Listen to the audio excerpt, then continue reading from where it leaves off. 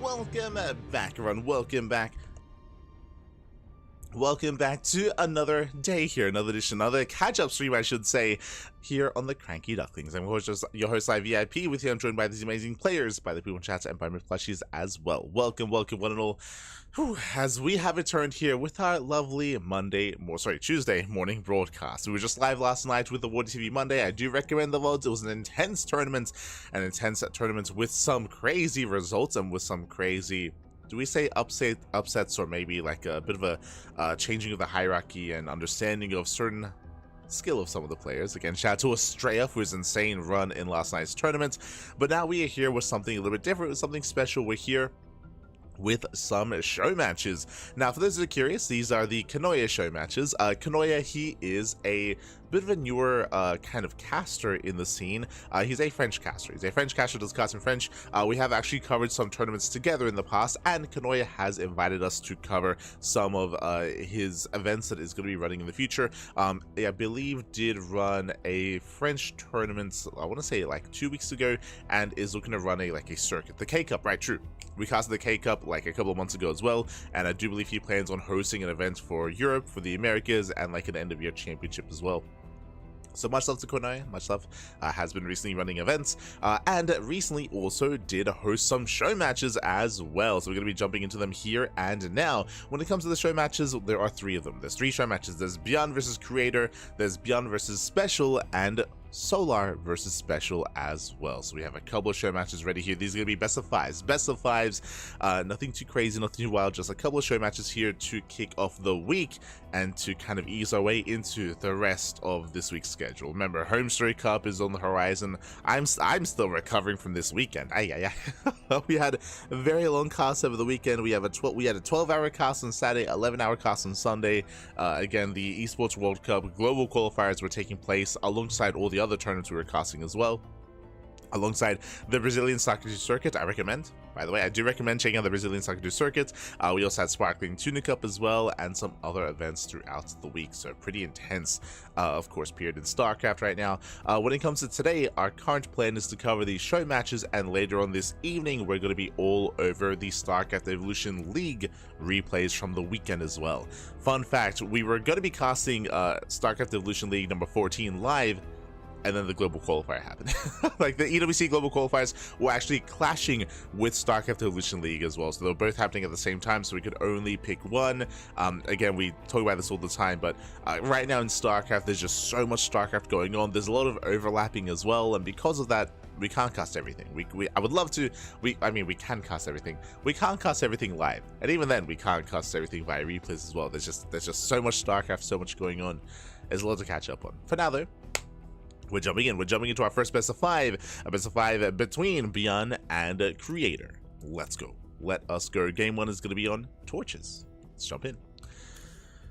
Oh boy. Again, we've been seeing a little bit more Torches as of late, specifically in best of 7s and best of 5s. I guess because we have had extended series a little bit more and more as of late. We have been able to feature some of these otherwise vetoed maps in the map pool, and we're seeing at least this more so than Last Fantasy, for example. But here we go. Spawning in the top right hand corner of Torches, we have the South Korean Terran player. We have the Red Terran representing Shopify Rebellion. It is ByuN. And spawning in the bottom left-hand corner, we have the South Korean Protoss player. We have the Blue Protoss representing Alcadzia Esports. It is a Creator. We go. Let's jump into our initial best of 5. Actually, you know what? I'm okay with this. We'll get up in the chat. If you're in the chat, you know what time it is? It's Gamba time. It's Gamba time, baby. Here we go. Predictions are open. Place your bets on who you think will claim the series. Let's look in the chat as we jump into our best of 5. As we settle in here, we do have our initial openers. When it comes to Torches, welcome one and all. This is one of the more vetoed maps in the map pool, but as I mentioned, we have actually been casting a little bit more Torches recently because we've been featuring a lot of best of 5s and best of 7s throughout all the EWC qualifiers and, of course, in our grand finals as well. torches, short rush distance by air, short rush distance by ground, and we typically expect to see shorter games here. All-ins are common, they're very common on torches. I will say that ByuN isn't really one to go for many all-ins. We've discussed this in the past, but when it comes to the Korean Terran scene, when it comes to Bunny, Kure, ByuN, Maru, Ryung, Gumiho, I would say that ByuN, he is the player that is least likely to go for all-ins, as we've seen in the past, where he's more likely to go for a third CC and build up towards the mid-game and, you know, make a game, make a series out of it, of course. But torches might be an exception. For now, economic opener.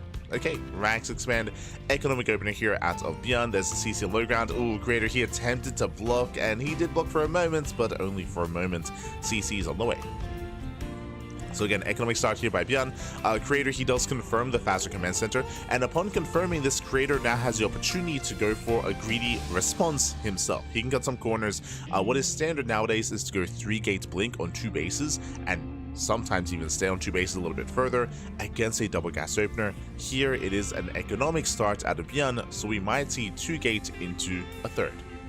So Creator, he might rush into a faster economy. Adept has arrived, also in the back of the Reaper. Is going Adept into Sentry, okay? It was Adept into Stalker or Adept into Adept, then we would most likely just move across the map, try to harass the mineral line and apply some pressure. Sentry tells us scouting. Scouting information. Sentry, of course, especially with the NG overcharge, has the ability to hallucinate and to send across the map to get vision on what ByuN is up to. Just because ByuN did open up economically doesn't mean that this can't turn into a 2-base all-in, so it's going to be on Creator to confirm what's going on and confirm what is happening.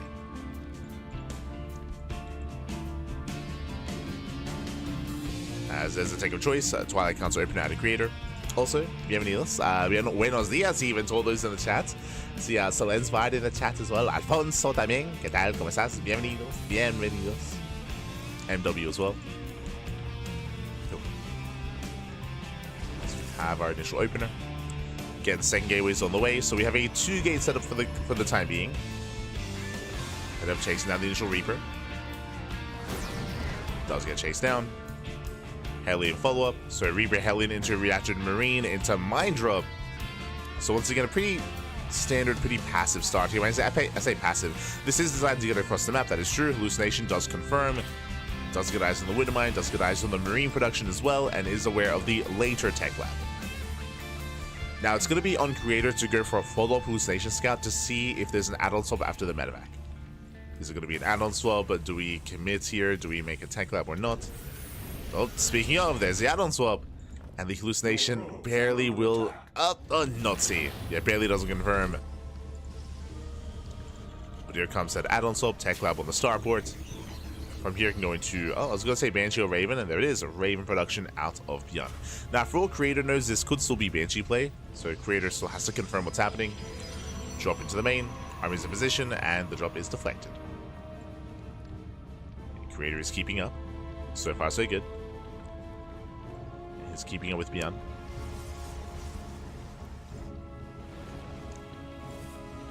ByuN does rotate back around, boosting into the main. It does not rush past.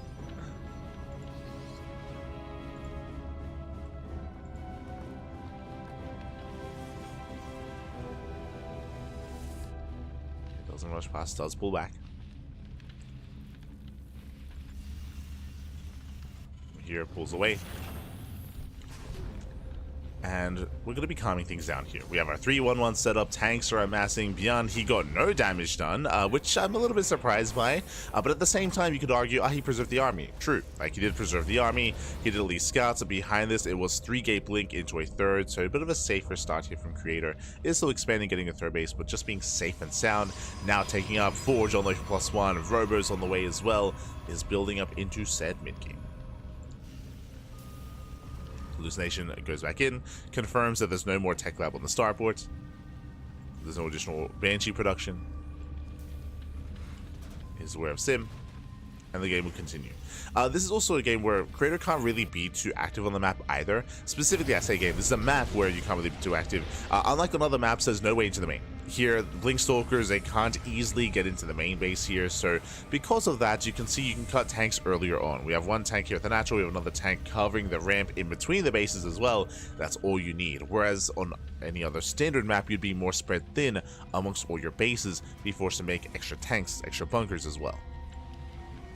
if his opponent was more aggressive with like stalkers. But here, you know, you can cut some corners. ByuN does build up, now moving out. Scans ahead of time. Doesn't see much, sees robo production. Creator in position, does spot the move out, he is aware. It's got to be on Creator to slow this down. Oh, does he see? Does he notice? Oh, getting his third base on location. Okay, ByuN is expanding. ByuN also being a little bit greedy here. Okay, there's a scan. He did reveal the SCV. Interesting. Behind this, still rallying. He doesn't throw down 2 more Raxes, bear that in mind. So, yep, still expanding. Creator doesn't know this. He doesn't know for certain. It could be a fake out. We know it isn't. As ByuN does push. Creator, he is slowing this down, at least trying to. But again, the rush distance by ground is quite short on this map. As ByuN, he's already here. Charge is complete. Creator's got charge. He's got the Immortal. Tank volley going off. Same time, auto charge harass here into the bases. 3 pro kills. 3 workers. ByuN slowly pushing forward in between the bases. And we're going to be collapsing in. Here he goes for it. He does go for it. My shot's going off. We get some decent connections, but Zell's taking on top of the army. Yeah, tank's forced to unsiege, and Creator, he will shut this down. Oh, and he does slap the tank. Not bad. Tank goes down with demands as well. And what's scary about this kind of position here is that if ByuN loses control of the army, he loses control of the third. Yeah, the third is going to be denied. Massive pick-off. That's how exposed this third base is. And with that, ByuN is contained. He's contained on 2 bases. The Creator back at home, losing a couple of workers, but he's on 3 base economy. 4th base is on the way, saturating, and Creator, he's looking very comfortable. Again, like, this third base is so difficult to hold on to, as you just saw. And with that, Creator, he's getting further ahead. He's getting further ahead here. ByuN has to make a choice. He has to make a decision, and he's made it. CC on the high ground, he is not going for a 2-base all-in. So he's going to try to play this out. The longer this goes on, the more difficult it's going to be for ByuN. ByuN has to do something across the map. He's going for some drop play, and this is very necessary here for ByuN. Has to get some damage done across the map. I'll say that Creator, he is lacking vision. He does have an observer here in the center. No scouting or no pylon on the right or on the left. So Creator is a little bit vulnerable to drop play. As ByuN spots the expansion.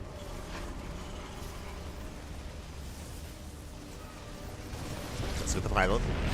Oh. Takes on the pylon, pulls away. Creator is ready. And yeah, this is just a really rough position here for ByuN. Now once again he's still going for the center base. He's okay, fair enough. Fair enough. Let's go. Still taking that linear, oh sorry, that triangular third. Still going for it. Creator, he's checking. Yeah, he does check the linear location. The horizontal expand.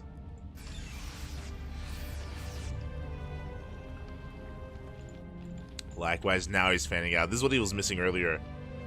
We have a Zeld in the center, Zeld's on the right, on the left as well. Creator just gaining map control. So we are building up. Disruptors are amassing. +3 is on the way. The upgrades here are going to they're going to be insane. Getting to 3-1 upgrades.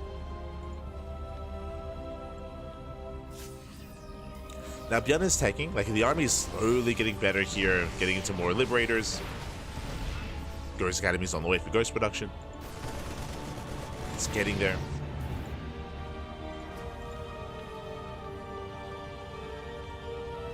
I mean, this area is still very wide out in the open and very exposed. But so far, Creator, he's not really pushing in. He's just calming down, taking another expansion, going for the gold, and looking to gain map control.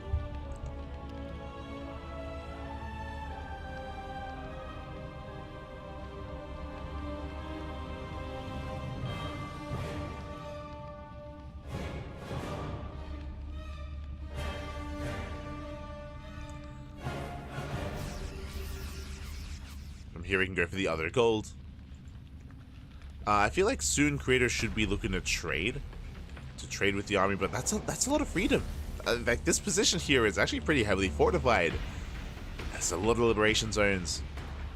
Like pushing into this is going to be difficult. It is wide open, that is true. Like there's a big arc of attack, a big angle of attack.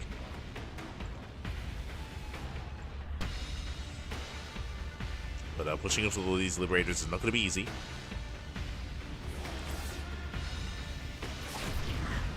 Now you could argue that it doesn't need to, right? It's true. All the creator needs to do here is contain. And when ByuN attempts to expand, that's when creator can push in. It'll also force ByuN to kind of spread himself a little bit more thin. To reposition his liberators.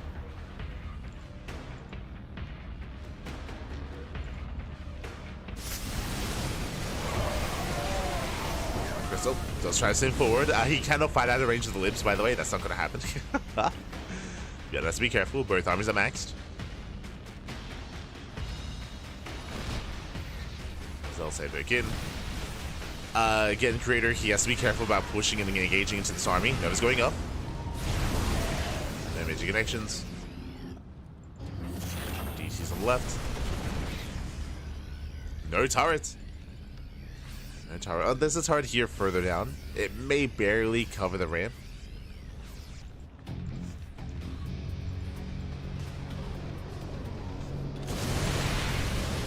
He's popping up.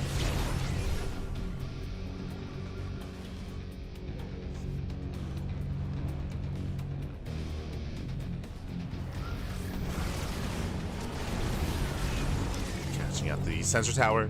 ByuN expanding on the right hand side. Okay.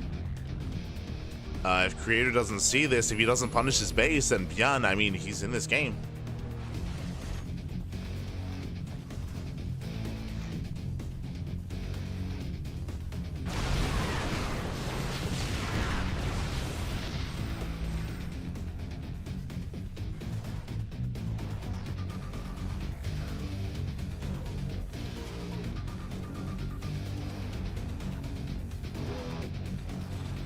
ByuN, he breaks out. There we go, sets up the sensor tower. Now creator knows he hasn't seen this base yet, but now he sees the sensor tower on the minimap. He's now aware. Does see the tower. And so far, I mean, impressive comeback here from ByuN to be able to recover, slowly build up, slowly turtle up as well. Creator trying to push in, bleeds out a bunch of stalkers. Does take down the tank, but that liberator going ham here on the main army. ByuN breaks out. Oh, yeah, does break out. Takes out Disruptor. Still a bit of a messy fight here. Colossus, they go ham on the army. Get the 2 Vikings. Creator, he can take the better fight. There's that to reposition. How many gateways? 15. Okay, decent gateway counts. Going into Sky just behind this. Carrier production, not Tempest. Oh, this I'm not so certain about. Likewise, creator is lacking gas. More Zealots warping in.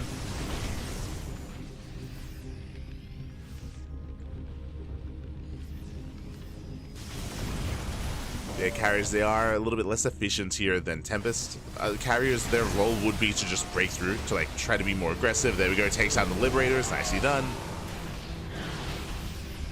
Liberators go down, and this third base is going to be broken. Creator, he just needs reinforcements that he can push in. Again, ByuN needs spread thin between his bases.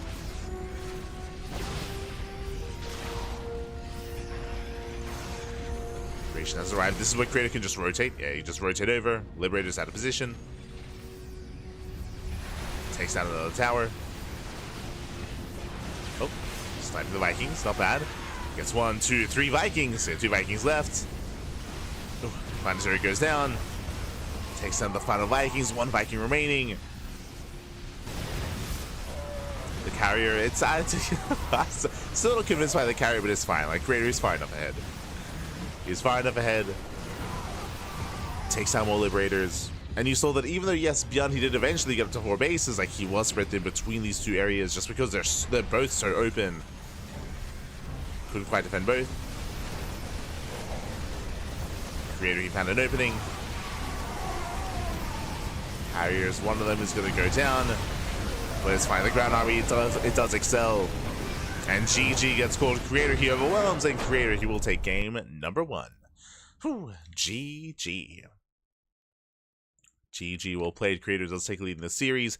Again, Creator had a stronger start, winding it all the way back. It came down to how greedy ByuN was. ByuN, he pushed out on 2 bases, and he got a 3rd base on the low ground behind his army. Once he lost his army, he lost a 3rd. And from that moment, Creator took a lead. Creator was looking very comfortable.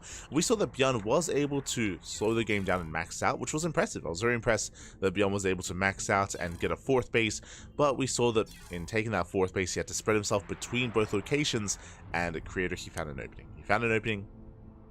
Did abuse it, did break the 3rd, and from there was just able to rotate and pull ByuN apart. GG, well played. With that, Creator does take a lead, and we're going to be jumping into game 2. We'll see if we can extend that lead or if ByuN can bounce back. Game 2, going to be loading into Persephone. Let's go. Let us go. One of the more standard maps, more common maps is what I will say in the map pool.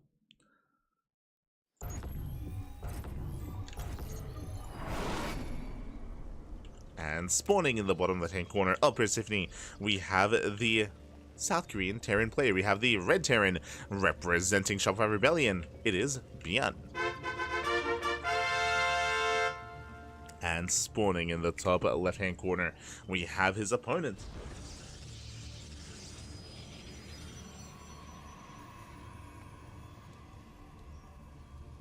We have the South Korean Protoss player. We have the Blue Protoss representing Alcadia Esports. It is Creator. Here we go. Again, Creator does take a lead in the series, and we'll see if ByuN can bounce back. As we load into Persephone, this is, again, a little bit more standard here than Torches. The rush distance by ground is still relatively short. It's very direct, that is true, but it's not as intense. Here you can take more expansions, your bases are a little bit more secure. I'm referring to your 3rd and your 4th base as well, more so than on Torches. We'll see how players will adjust. We'll see if ByuN is going to be more aggressive, less aggressive. If he were to expand, again, there's a higher chance that he actually saves his 3rd, I will say that. So we can get away with it.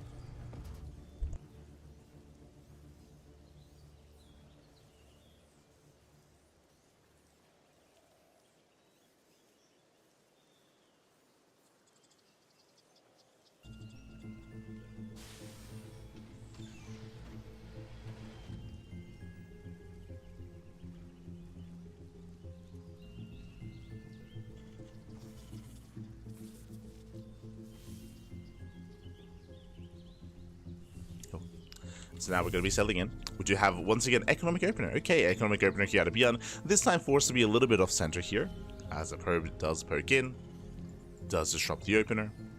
Once again, Creator confirms that ByuN is being economic, and Creator can choose to be greedy here. Last game, he was still safe. He still went 3-gate blink. He still went 3-gate blink into a 3rd. He could still try to cut some corners. Or even go into a Stargate opener. It's possible.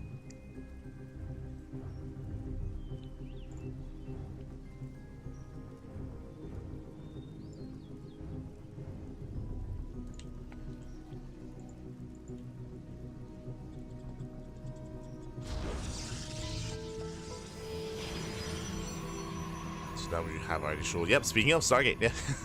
Okay, good thing we brought it up. So Stargate openers, they are quite risky. They're very, very risky in current meta, and very often we do see players struggle to open up Stargate if their opponent does open double gas. But here, economic opener, so it is more viable. It is a little bit safer and more accessible here to go into a Stargate, to go into the Stargate and to kind of settle in towards a longer game. Let's go.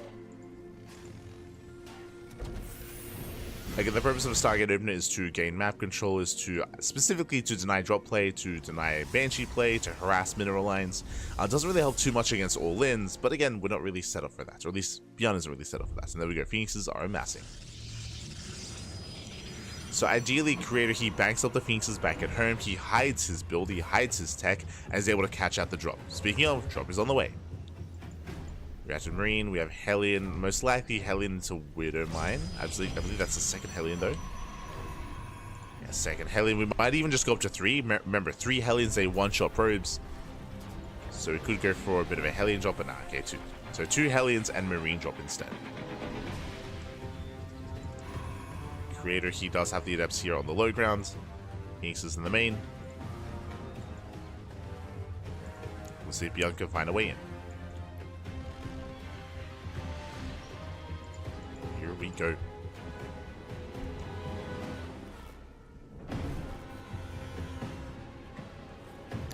As ByuN does boost into the main. Phoenixes, they are trying to respond, but we have plenty of Marines. Marines, they do unload. Hellions, they dive into the mineral line. 3 Hellions, they can one-shot. Oh, they dive in. Maybe action probes, they're lining up. Oh, so far 2. Only 2 workers do fall. Marines, they bust into the main. They focus on more workers. 4 probe kills. Nothing major yet. And Creator, he will hold. Yeah, he will hold, he will defend. We'll force this back. And back at home, we have Cyclones and Vikings in production for ByuN. So enjoy the army. And just getting everything anti-air. All in all, I would say that this wasn't bad here for ByuN. ByuN, he got 4 probes. He did lose 3 Hellions, but he was able to get a full scout. He escapes with a medevac, escapes with Marines. It could have been worse. Could have been a stronger shutdown. As Creator is going Phoenix into Colossus. Okay. Yo, playing like it's 2022. Let's go. Phoenix Colossus out of Creator. It's been a while. 2 bust into the main. 3 SCV kills. Catching out 3, 4 SCVs. Ooh, Creator getting caught out.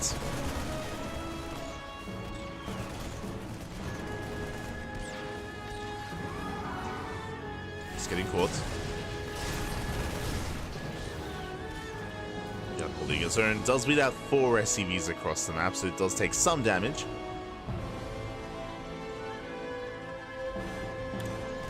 Trying to catch out those Phoenixes. Again, Colossus production still soon to be underway. Cybercore is exposed. ByuN will snipe it. Not bad. Likewise, I don't really know if Creator can really chase this down. Not with two Cyclones. They're catching out the Immortal. Brutal pickoff. The Loco's insane. Shield Battery will keep it alive just barely. I mean, the Loco continues actually. The Immortal taking a lot of hits, but finally, Creator, he holds on. He does hold, he does deflect. Bleeds out all the Stalkers, but does still defend the natural. Just barely. Whew. That was a costly trade. Yes. Cybercore, 2 Stalkers, Zealots as well, 1 Phoenix, the Sentry. A better trade for ByuN. And once again, ByuN, he preserves his army. Right? He preserves the Viking, the Marines, the Marauder. You can pull back home. No turret. Uh-oh. No turret in the main. So far, only 2 SCVs.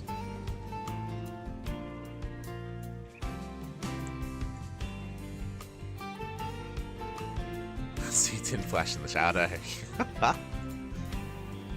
It's been so long. Ah.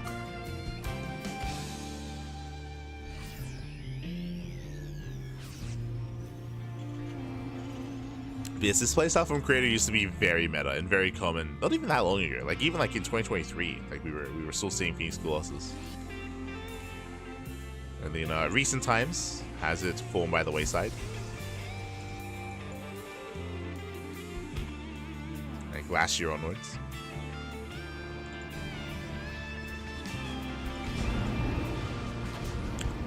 Just because it can be difficult to get away with. Play continues. Is spotted. Yeah, nice scout here from Creator. Dives on the Medivacs, force the unload.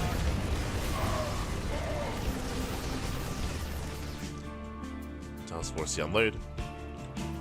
ByuN rallying on the right hand side. Ghost production has begun. He's not pushing, he's not going all in, gets a 3rd. Once again, like ByuN, he's just so willing to just back off, expand, get a 3rd base, and get into the mid game. We might actually not see a 2-base all in at all out of ByuN this series. it's very likely.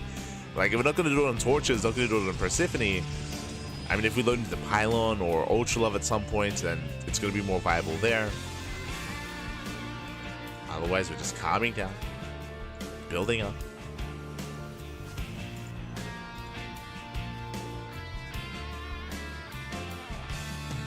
Creator takes a fourth. Still trying to keep up with the drops. Now, because of the better trades here from ByuN that he's had so far throughout the entire game, whether it's picking up Phoenixes, Stalkers, Zealots, even a couple of probes early on, ByuN does find himself with a slight supply lead. Getting his own fourth base as well. Yeah, Creator's fourth base is late. Ideally, you want to be up an expansion over your opponent in PvT. That's not the case here. Right now, we're even on bases. ByuN is looking at Skyrocket ahead. Second starport. Going into Mass Viking. Oof, Mancho's going up.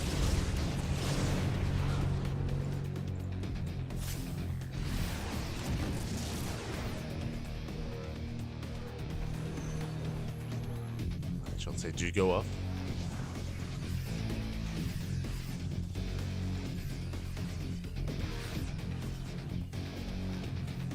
From there we do see ByuN force back. And from here we're just going to chill, just going to calm down until we max. Until we take our fourth bases. And we'll see what Creator's going to be working with. So far he's up to 3 Colossus, not bad, he's on 3 Colossi. He's got a couple of Disruptors trickling in as well. Getting a second Robo. He's very gas heavy, he's going to be heavily reliant on his Robo units. Less so on the Swarm Toss, like Mass Zealot composition.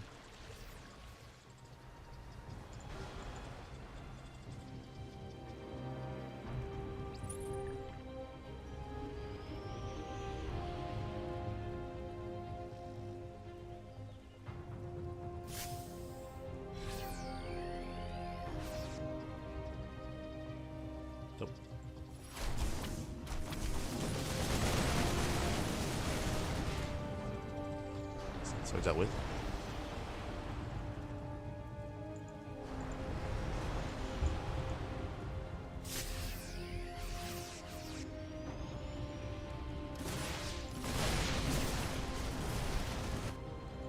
Again, ByuN, he's going to be the first to max out. And we'll see if Creator can defend his fringe bases. We have a 4th, we have our now soon to be 5th base. ByuN is pushing. Got plenty of ghosts, plenty of EMPs. He's got how many? 6? 7. 7 Vikings. These Zealot Rumbites are designed to buy time. So Creator's just trying to buy time here until he can max. Runs into a planetary. ByuN, he does not slow down. His third base is more exposed. This Creator does trickle in. ByuN diving forward. Sims on in, out brutal EMP. Notice a somewhat crazy army. Yeah, but Colossus start going down. Bit of connection. Never goes up. Down to 1 Colossus. And barely survives. Okay. Reinforcing Colossus coming in. Oh, I spoke too soon. Colossus goes down. Creator holds. Creator, he does hold on at the same time. 24 SCVs. Oh my god. We did mention those Zealots earlier. We did point them out. How we had the planetary on the 4th base, but nothing here at the 3rd. And with that 24 SCV kills, that is insane damage. That should not have happened. Yeah, with that, Creator does take a bigger lead. Oh, does take a massive economic lead here. Now he's pushing out. ByuN, he is hurting. He has no bank.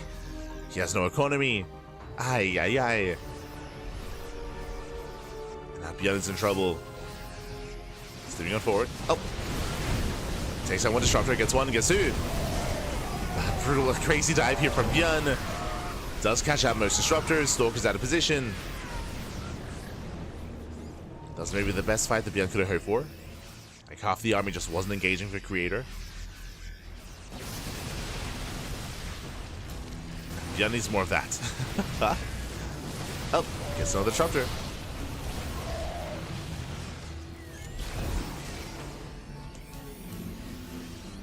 Another Disruptor goes down.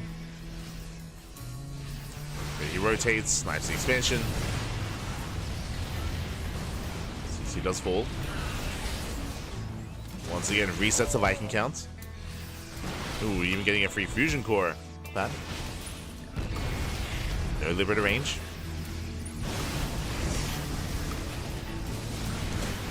Go to the greater range. Waiting for reinforcements.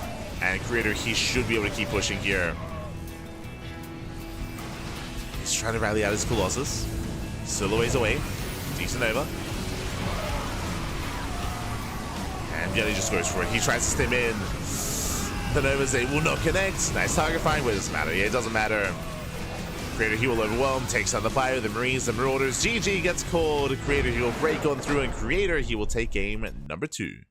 Whew. GG.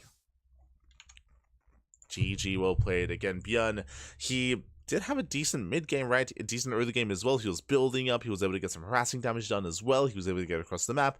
But unfortunately, that one Zealot run by, it wasn't even that many Zealots. It was like 6, maybe 7 Zealots. How many SCVs did they kill? 24. 24 SCV kills. Insane critical damage across the map. And they were the MVPs, right? Like they were the MVPs. They were the linchpin there for Creator. They weren't meant to do that much damage. They weren't meant to cripple ByuN, but hey, they did. They did cripple him. Again, there was no bunker at the third base. There was no defensive units at the third either. There was just nothing in position. And with that, Creator did just pull ByuN apart. GG. GG, well played. With that, we're now getting into game number 3. And we'll see. We'll see if a Creator can close it out. We'll see if ByuN can recover as we are loading into Incorport. Let's go. Let us go.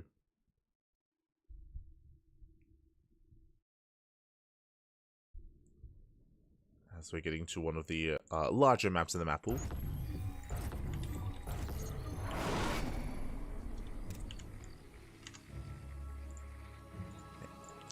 Getting to one of the larger maps, and again, we'll see if ByuN can recover. We'll see if we can make a series out of this. And spawning in the bottom right-hand corner of Incorporeal, we have the South Korean Terran player, the Red Terran representing Shopify Rebellion. It is ByuN. Down heavily in the series. We'll see if he can recover. And spawning in the top left-hand corner, we have the South Korean Protoss player. We have the Blue Protoss representing Alcadzia Esports, leading the series 2-0. It is Creator. We go.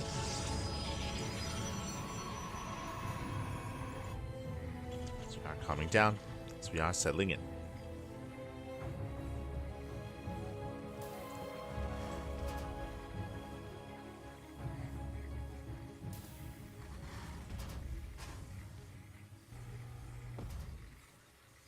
As we have Creator moving out, checking for a proxy. You don't blame him. Don't blame him at all.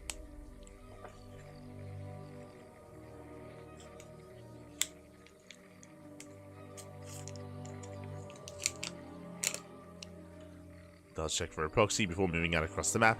Now, ByuN, he's gone for an economic opener every game so far, and that trend continues, by the way. Once again, single gas racks expand, economic start out of ByuN. And Creator, once he scouts this, he can try to delay the CC, but also respond with greed of his own.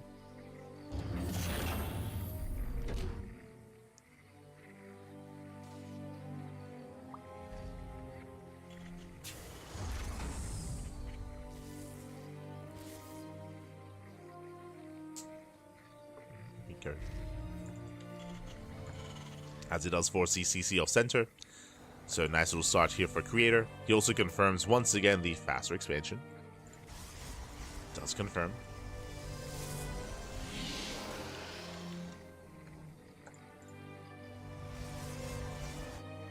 And this is setting up.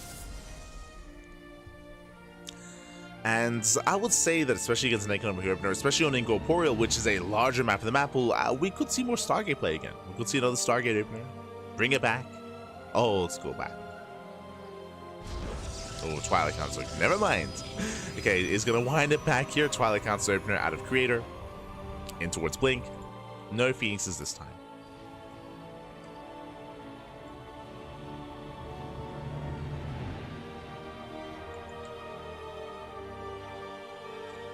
Did proxy 4 gates today to qualify to Masters 3. Let's go.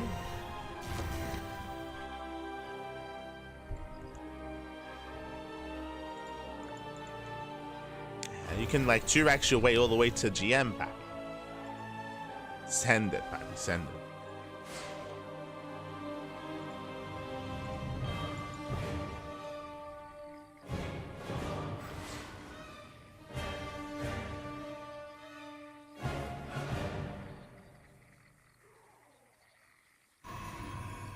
Speaking of, oh, it's been a while. Oh, it's been a while. We have the ByuN build. So ByuN, he's going for a faster CC. Basically, it's going to be 3 CC, 3 racks out of ByuN. A very greedy build. Sorry, I was a little bit distracted. This is a build that ByuN was very fond of.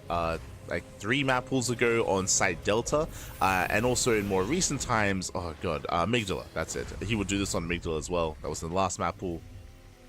So a very greedy build here from Creator, and we'll see if he can get away with it. Now, the strength of this build comes in just how quickly you get a third, and this doesn't really kick into high gear until you expand and get your third base on location. Once you get your third up and running, then you skyrocket ahead, supply-wise, and again with your bio army.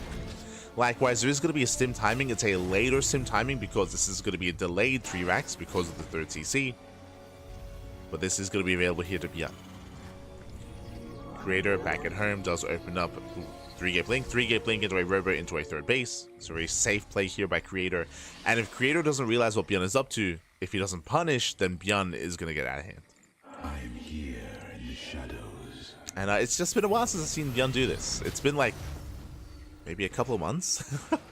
Like ByuN, he used to do this like maybe once a series, maybe like once a week sort of thing. Just sprinkle it in every now and then. Maybe some series relying on it more than others. But I'd say it's been a while. I appreciate it. That's building up his bio army. Working towards Stim. Again, like, especially in current meta where, like, we see so many 2-base all-ins from Terran players, like, seeing just a far third CC like this is a breath of fresh air. Meanwhile, Creator, he is going to commit. Remember, no tanks. That's, again, the downside of this build here is that there are no tanks to defend. Has to rely on bunkers. Creator pushing in. Remember, ByuN has been very greedy here. Boys are being pulled. Boys are being pulled, so the bunker is saved. And that does not shade in.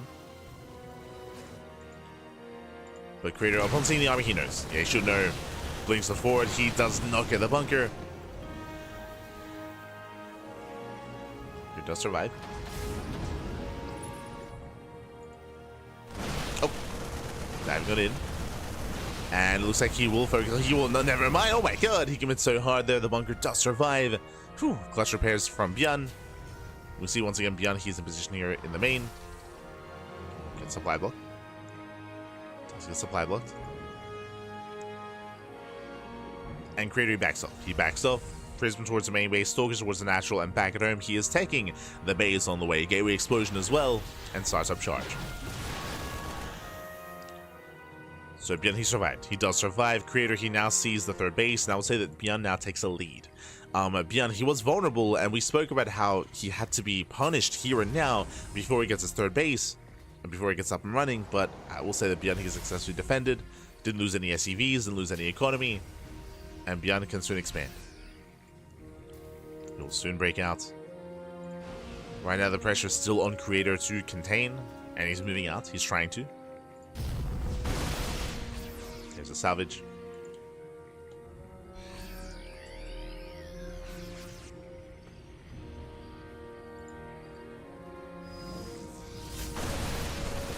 As ByuN, he's about to get surrounded though. So he's aiming from behind. Zealots are cleaned up. We have more Zealots on the way. Takes down the Prism. But ByuN, he needs reinforcements. Gotta be forced back. He gets cleaned up. The third base is gonna be denied. Better fight for Creator. ByuN, he was fighting with only part of his army. And can he get a kill? No shot. Oh, he's going for it. He gets it. Kills the CC. Recalls back home. And nice pick up here by Creator. Shuts down the CC. And ByuN, he's in trouble. Remember, the entire purpose of the build was to get a fast third base. And it's gone. It's no longer there. Ay, ay, ay.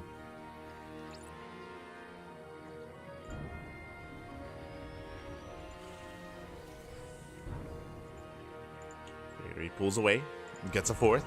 And ByuN, I would say he's 2-base all in, but he does get a third CC. The Observer does spot this. Creator, he knows he's safe. He sees a third base, so he knows, okay, I can safely get a fourth base. I can get a second forge. I can work on more upgrades. I can take my gases. I can get a second robo. Creator should be feeling safe here. ByuN moving out.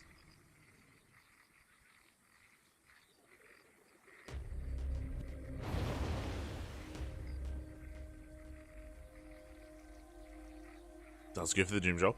Oh, God! Great trade for him. Yeah, there we go. Does shut everything down. GG gets caught catching every single medevac, and with that Creator, he will shut down the Doom Drop, and he will claim the game and claim the series. GG. Whew, oh my god.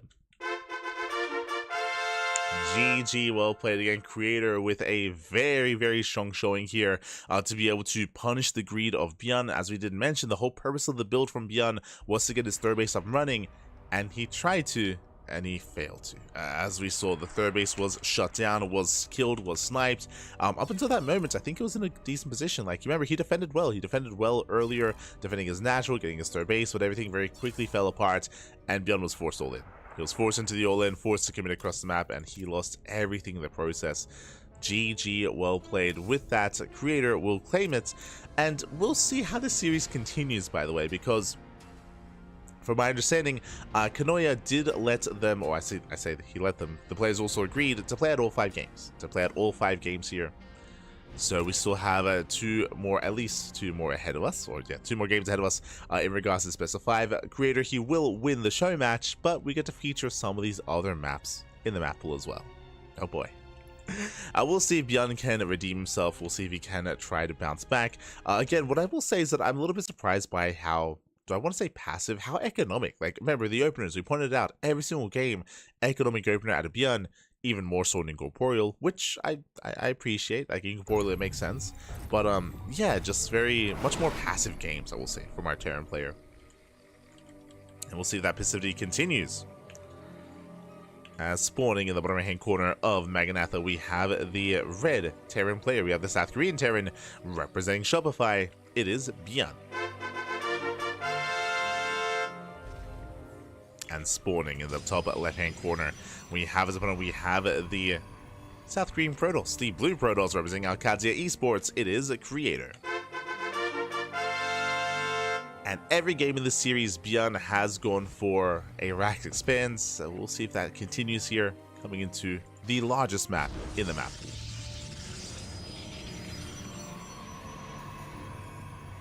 Would make sense, is what I will say.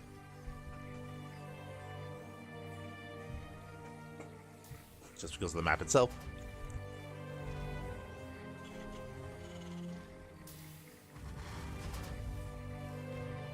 Oh, never mind. Let's go. Never mind. Double gas. Double gas opening here out of ByuN. Double gas for the first time this series. Yeah, now we go double gas. Now we on Maganatha of all maps. Larger map in the map pool. Creator moves out with the probe scouts. His scouts, might be denied. We'll see if ByuN's able to wall up. Or if he even chooses to. If he even does choose to. Creator breaking in. Yep, there we go. Full wall. No. I mean, you can see he's trying to bait him forward to lock him in. I mean, Creator can always recall. There we go. Factory's on the way. Creator backs off. Does not get baited into the main. When I say baited, if he goes in, then we close the door. We close the door, and then we can ideally secure a kill on the probe. Creator, he retreats. Creator does pull away.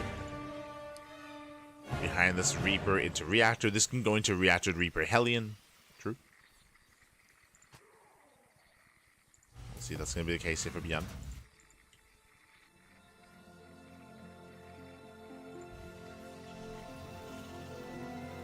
Likewise, you can go into Reactor Marine, into a faster Tech Lab instead, into faster Cyclones, or even faster tank production. ByuN has options.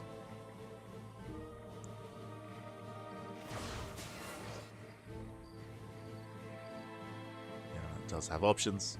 Yep, there we go. Tech Lab's on the way. It's going to be Reactor Marine. So with this faster Cyclone, and where is the Starport, by the way? Starport should begin soon. There's a Cyclone. Reaper gets shut down.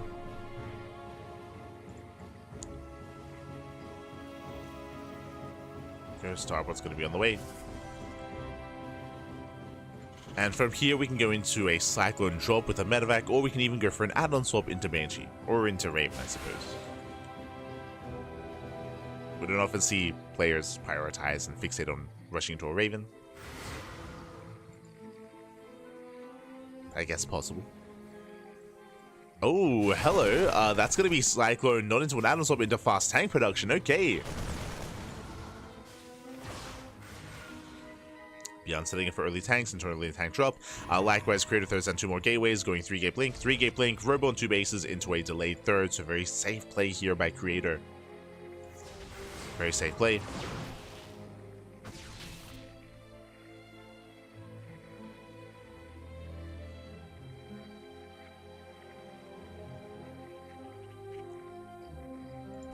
ByuN pulls back. Oh, okay. Tank into Cloak Banshee. That I was not expecting. I was expecting a second tank to push out across the map and to just send it. But no, instead, ByuN, I mean, he is pushing, don't get me wrong, but only with a single tank.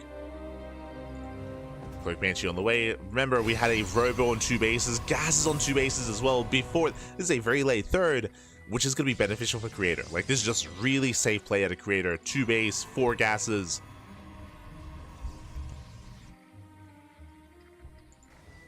But no shield battery. Uh-oh. I will say that. No shield by Stalker's out of position.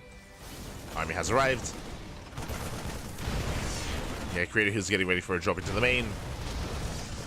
He was not expecting this. The gateways are under fire. And Creator, he will clean this up, but not without losing a gateway. Gateway goes down. Boys are being pulled. Dives on the tank.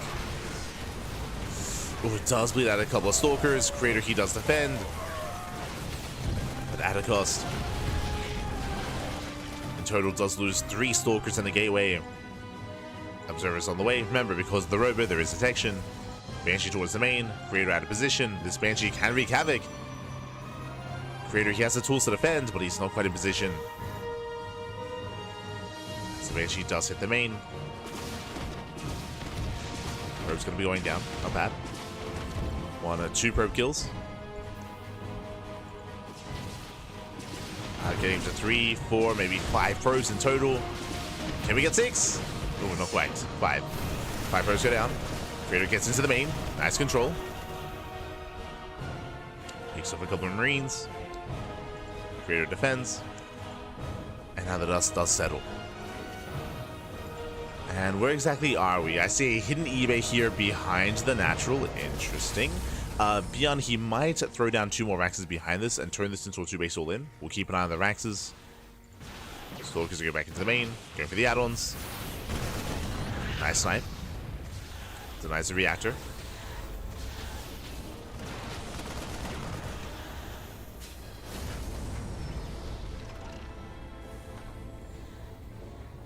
Reactor is denied. Now, the one thing you could definitely argue here is that Creator's third base is late. It was intentionally a delayed third, but even then it was still far later as well.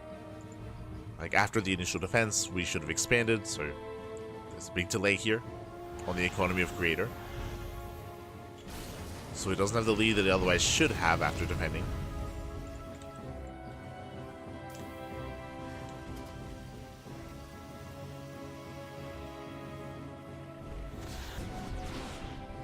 Here we go.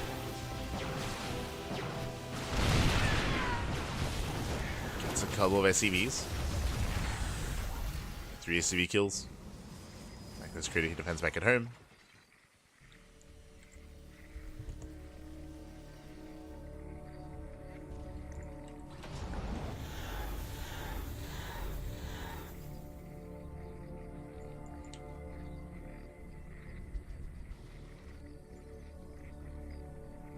And ByuN is expanding. Got it. ByuN, he could have turned this into an all-in with 2 more Maxes, but no, he's going to expand, getting another CC. Is building up into a longer game. And she gets 4 more probe kills, not bad. I believe that's 9 in total. So 9 probes for 2 Banshees. Not the worst trade here for ByuN. Players are building up. ByuN moving out with the double drop.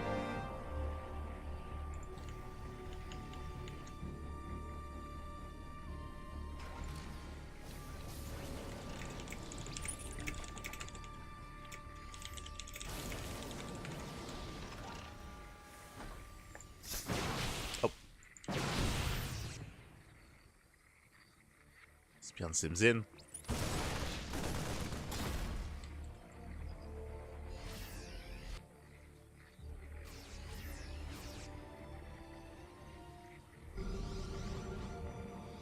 Drop is denied. So far, Creator is keeping up. He's aware of the army move out. He's keeping up with the drop. Creator so far is all over this. The one concern is lack of splash damage. He does have to rely on purely Storm. There's 4 Templar in that prism. Sharking around. He's ready for the drop.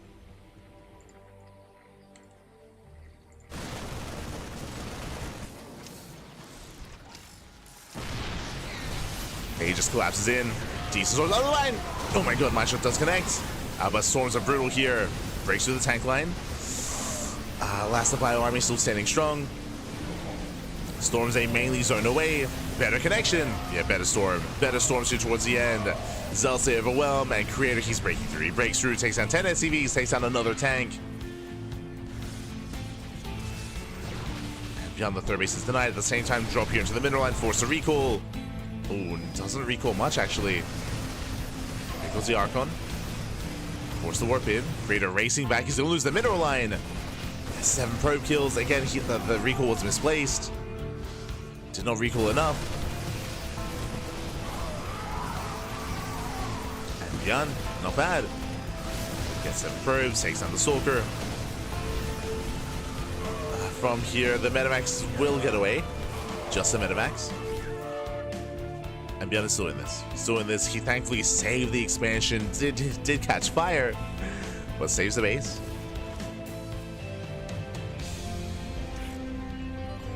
He's holding on. Ghosts are bouncing up as well.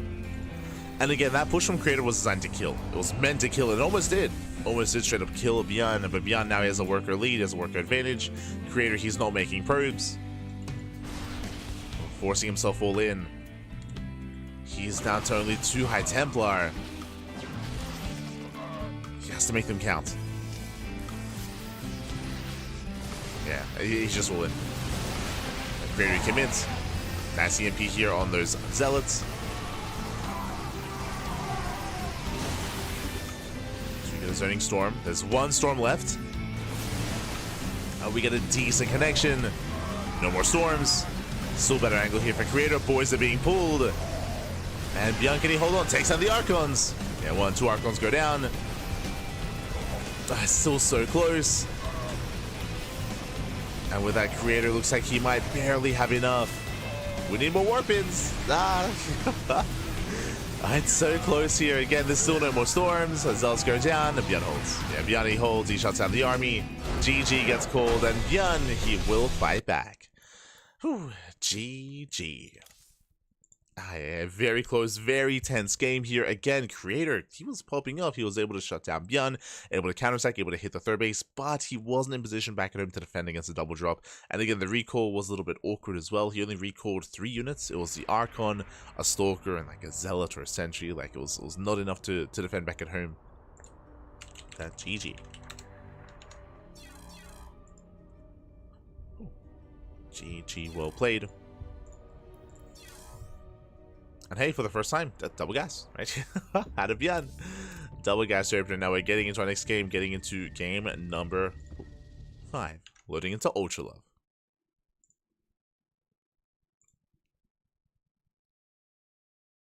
And we'll see if ByuN goes for another aggressive opener. We'll see. As spawning in the bottom left-hand corner of Ultra Love, we have our South Korean Terran player. We have the Red Terran representing Shopify Rebellion. It is ByuN. And spawning in the top right-hand corner, we have the South Korean Protoss player. We have the Blue Protoss representing Alcadzia Esports. It is a Creator. We go. Okay. As ByuN was able to bring it back at least in some way there. And again, Creator, he just had a really rough defense, or really rough reaction, I should say, to the drop across the map. Was far too much, and again, he forced himself into the all-in. He chose not to make any workers, didn't try to resaturate, just committed then and there. find ourselves on Ultra Love.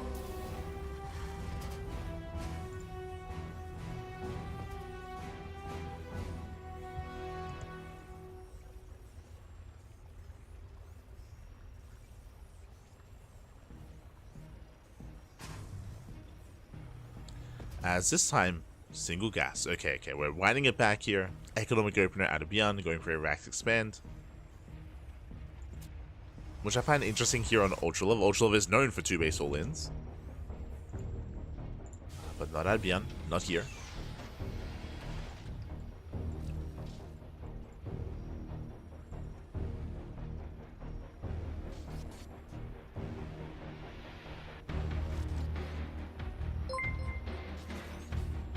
From here, Creator just being as annoying as possible. He will delay the CC by a couple of seconds. I was almost like 500 mineral CC out of ByuN.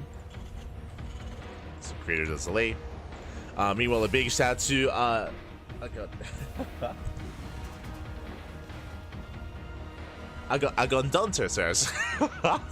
In my brain, I was singing Donator. Agondonter in the chat. Thank you so much. Thank you so much for subscribing to Twitch Prime. Thank you so much. Hope you enjoy the content. Hope you enjoy the casting. Hope you enjoy the stock. Thank you. Thank you so much for subscribing for the first time. We do appreciate it. We do appreciate it. Thank you. Thank you. As we are catching up on some Kanoya show matches here tonight. Again, with our best of 5. So far, Creator having a cheeky start here, able to delay. Also, I did see Miro freaking out of the chat. Tasia played in SE Evo. Yes, he did play in StarCraft Evolution over the weekend. Again, we're going to be casting StarCraft Evolution 14 later on tonight. Going to be casting it later on tonight. That'll be in around 9 hours. In around 9 hours time. Oh, yes, the emotes. Aha, yes. Enjoy the emotes in the chat. Enjoy, Pappy, enjoy. You can go to bed, you can be a DGen as well. Likewise, we also provide replay packs to our subscribers. So if you happen to join our Discord server, then there is a channel there that you gain access to with replay packs. As a heads up. So if you wish to watch some of these games yourselves, cast them yourselves, or even learn from them, then you can do so.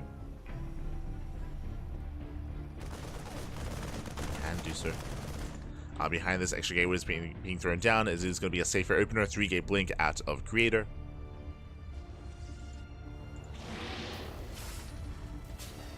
And we have ByuN going for earlier tank production. Okay. I mean, economic opener in towards tanks. Tech lab on the factory, tech lab also on the starport. Did not go Metamax, so we're going Banshee. I would assume so. So ByuN is really fond of this build where we go, never mind, medevac, where we go for a stimulus push, but I don't know if we really have what it takes to pull that off. Yo, shout out to Miro in the chat. Thank you. Este Miro. Do we get them even through Twitch Prime? Yes. Twitch Prime, and it's I believe it's just treated like a regular subscription. I believe. Regular sub. Gracias, Miro, gracias. Este Miro. As is that we only share replays of tournaments that we have permission to share, so we don't share replays from like Wardy's tournaments or KSL, but we do share replays of Pegasus Cup, of Sparkling Tuna Cup, of StarCraft Evolution, of Kung Fu Cup. So there's a list of tournaments that we are able to share. Oh, here you are. We're rotating out. I would just see ByuN just sneaking up on the expansion, and again, he does go for a stimulus push, and he will force a cancel. Yeah, brutal position here for ByuN. Well, I guess for Creator. As Creator, he can't really engage. Cannot move in. Base is denied. Massive pickoff. And he's not stopping. ByuN is going to keep pushing. Going further in. And even if he loses this army, I mean, it's already paid for itself. You already killed the expansion. And Stalkers, oh god, this is not worth it here. Brutal connections. Does get punished.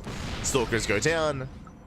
ByuN maintains his position, and that was just not worth it here for Creator. Ay.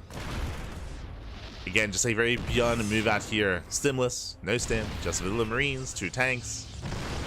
Cancels the third, it was almost done. Punishes the Stalkers, and ByuN takes a lead. Here he does take a lead.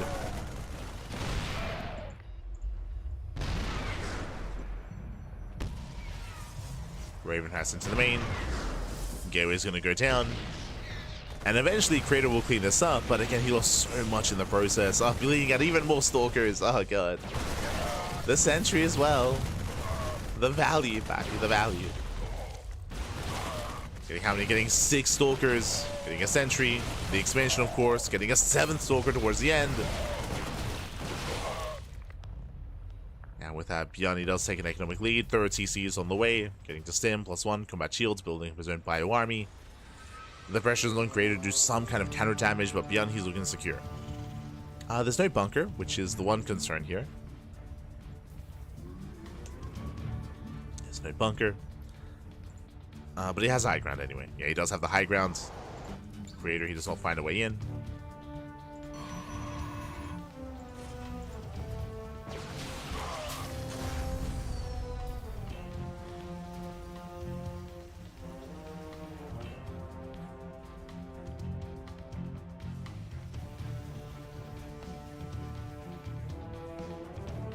That Creator getting to a gateway explosion. I mean, Creator is behind, but he does still have potential. As he's trying to get into a gateway army. ByuN breaks out.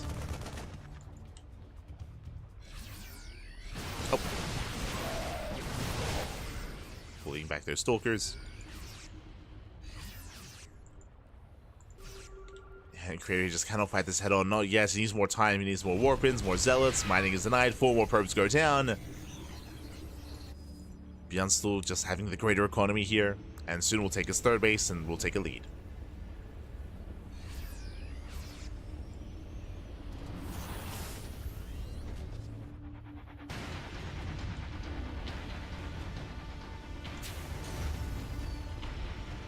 Best of 5 creators won 3. Yes, they agreed to play at all 5 games.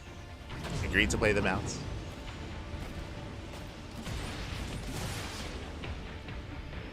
So Creator did pop off initially. I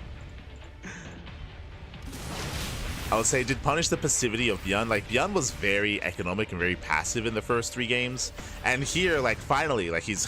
Oh, I mean, last game we saw double gas opener. Here as well, like, an early push out of ByuN. Has been a lot more aggressive.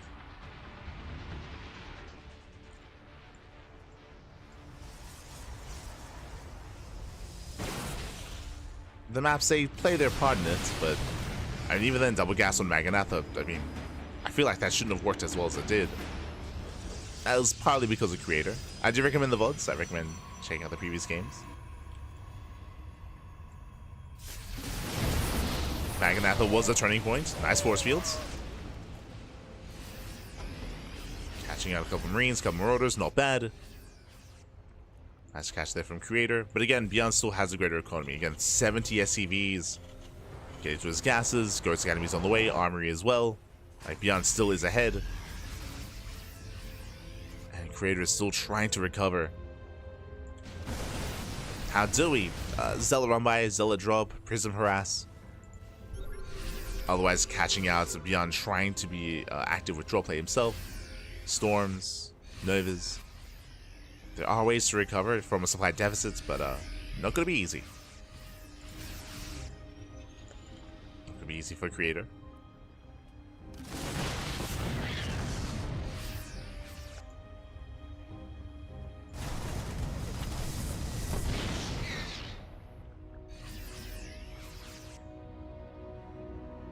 ByuN does rotate.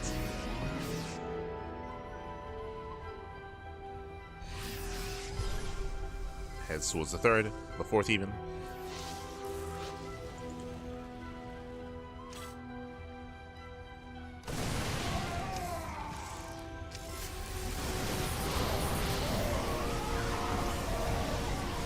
From here, the Colossus does get a lot of value. A lot of Marines do go down. Oh my god. Better trade here for Creator. Has control. Takes down the mines. But again, Creator, he needs more of that. He needs more of these engagements where his Colossus can just go to town. Viking production has now begun here for ByuN. Building up his Vikings. Also on patrol to make sure no Prism gets into the main. Zealots, they get a handful of SCVs.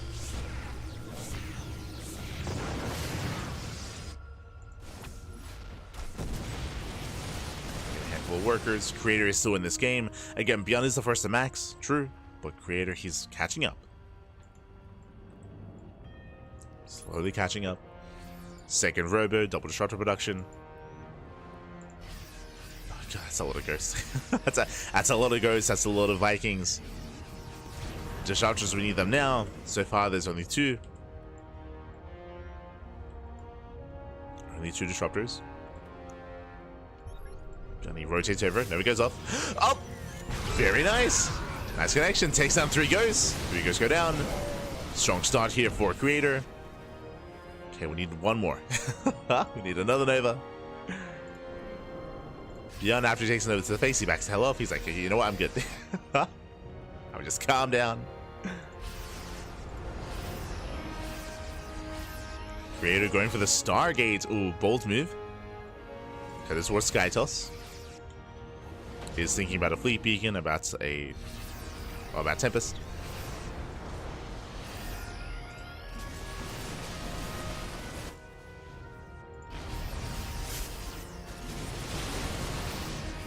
Rotating over. Does rotate towards the top side. Ooh, that's a kill! Ah, that's a kill, not a cancel. Ay, ay, ay. Not like this.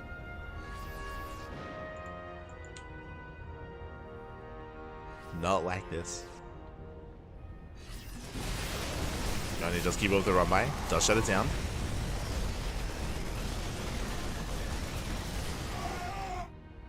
Likewise, rotating through the center.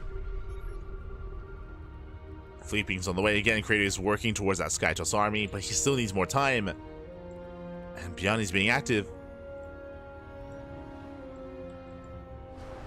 He's being active, pushing towards the 4th. The 5th even. There he goes up. Does not connect. Yeah, he does collapse in. Takes down 1, 2 Disruptors. Takes down the Colossus as well. Creator caught with his pants down. Again, Creator Hill's working towards that Skytoss. He needs a little bit more time. He's losing too much. Losing far too much. He's rotating over. Rest of the army was out of position. He will split. He will split between his bases. Ooh. Sorry, it goes down.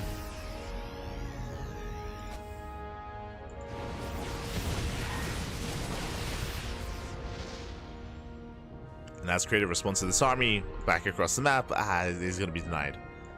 Once again, he just cannot expand.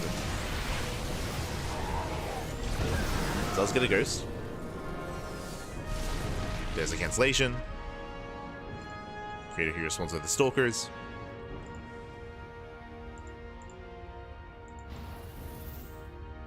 Tempest are on the way. Okay, he holds. The Creator, he holds, he survives. He's not thriving. Like, Creator, his base kind of still a little bit on the lower side. Ideally, he does want another expansion.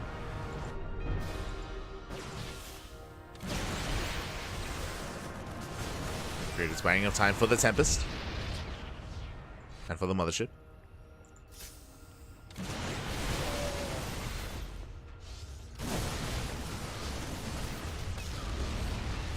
And he does push forward.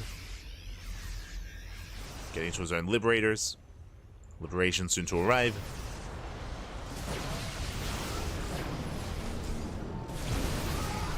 Here's zoning away. Vikings, they just bully back the Colossus and the Vikings, and the Tempest. And Tempest goes down, Colossus as well, brutal pickoffs. And ByuN, he sims in, and once again, there's not enough Novas, not enough Disruptors. Just bullies his way forward, takes down the Colossus. And ByuN should have enough here. Oof, the Nova barely doesn't connect either. And Creator, he almost recovered in this game, he almost bounced back. He just wanted his Sky Toss back. Just wanted his Tempest. As it's still a pretty close fight here, but alas, there's nothing left. There's nothing left on the ground. The Gateway Army crumbles. The one Tempest going ham. But ByuN, he breaks through. He breaks through, gets into the mineral line, takes out every probe.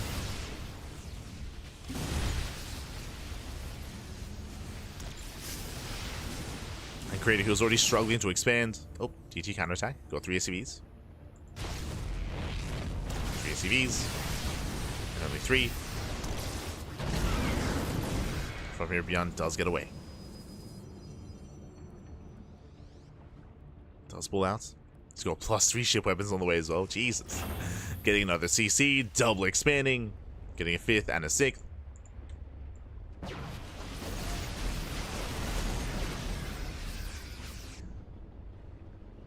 And again, Creator, he attempted to take up, he attempted to get into Sky Toss, he was denied that just before he built up. I mean, we spoke about this yesterday and the day before that in regards to Stray's play, where it is not easy switching into Sky Toss. Like, you are vulnerable as you're making that transition just because it takes so long to make your Tempest, so long to actually free up supply for the Tempest as well. This is something that Estrella has excelled at, and not the easiest to replicate. Also takes a lot of patience, of course, as well. True. Nice catch. Creator does catch out a good amount of ByuN, not bad. For now, he's just abandoned making Tempest. He's just going back into robot production. Colossus, more disruptors.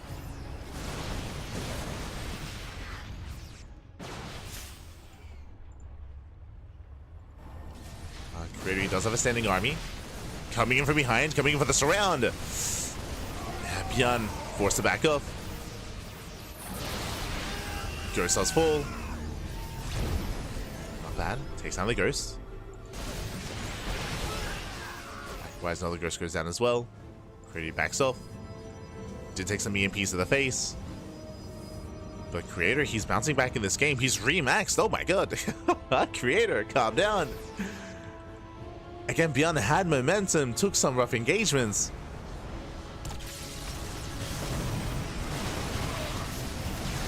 No shot, Creator pushing in, takes down the Vikings, Nova goes off, just runs away.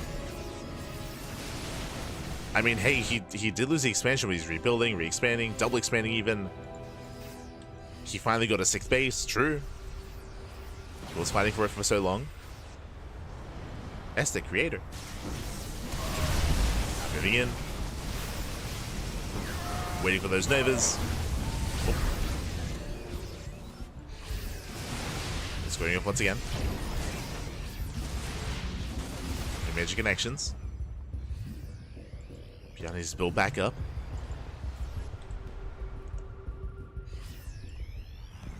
Gee, he's making 6 liberators at a time. That's a lot of liberation. That's a lot of freedom. It's a lot of freedom.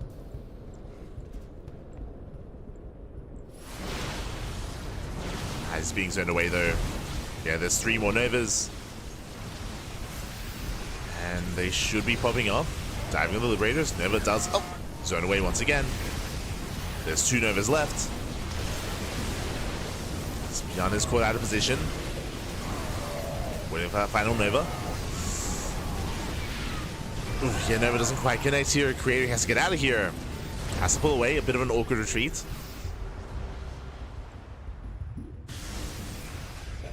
Very awkward setup here. Forced to engage. Colossus goes down. A bit of a messy fight. And he will lose every Colossus. Yeah, the terrain there was messing him up. I was talking about his awkward retreat. Basically, he kept trying to rotate to the left to go through this choke point, but it was walled off. So he was just like going back and forth here between this area. Had a really hard time retreating. And with that, ByuN takes the fight. Again, that shouldn't have happened. But ByuN does take it. Creator is in trouble. Oh, he's going back into Carrier Tempest. I feel now is not the time. now is not the time. No one you're up against the wall like this. ByuN breaks out, pushing towards the 5th. Sorry, towards the 6th. We'll get it. Yeah, the base goes down. Creator, he rallies into the army. Does trade a base for a base. Does get the expansion. We're getting messy. Oof. He will lose the mineral line though. ByuN, he races back home. Creator trying to take the fight. Cashing out some medevacs, not bad. ByuN pushing in, gets a free Colossus. Creator. Ooh, no, it doesn't connect. That's it. It does not connect. And ByuN's holding. ByuN, he's barely holding on back at home. He's holding. He's surviving.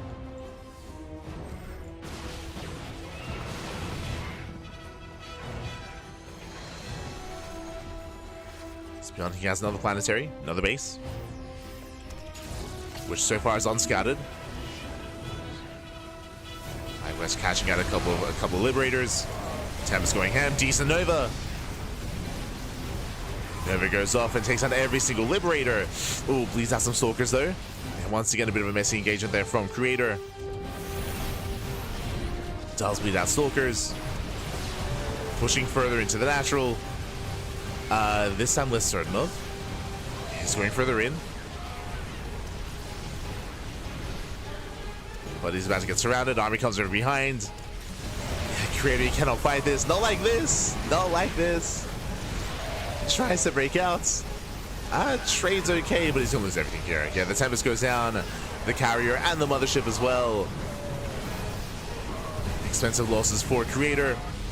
Down to just Stalkers. GG gets called, and ByuN does fight back, does take down Creator in a very intense game on Ultra Love. GG.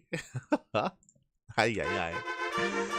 GG, well played. Initially, ByuN, I mean, he had a crazy move out earlier when it came to his... I mean, it all began with ByuN taking a lead. He was able to break the third base, able to cripple the economy. But, impressively, Creator, he bounced back. He was able to turtle, able to recover.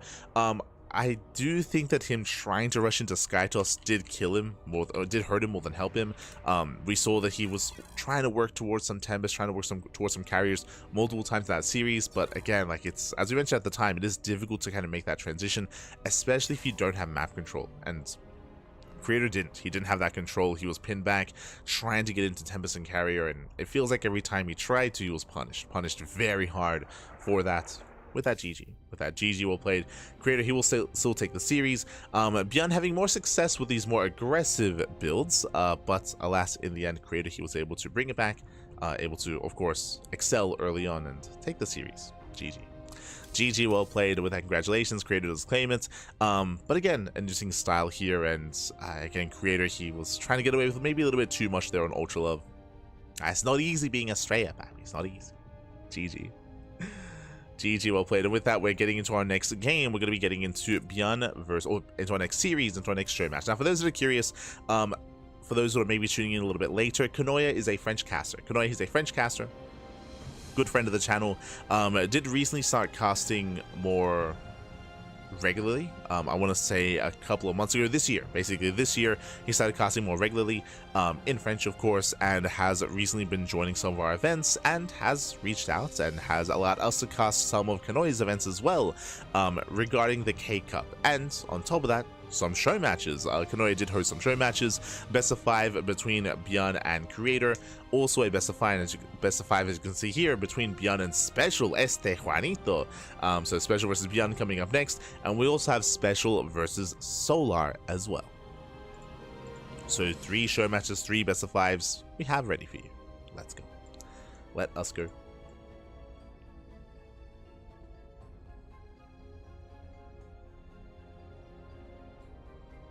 That took way longer than expected, given it was up for this fight. Yeah, ByuN, as we mentioned, like, Creator, he took some better engagements, some better fights, despite the fact that he had a rough start. So it was a really impressive comeback there by Creator, very impressive.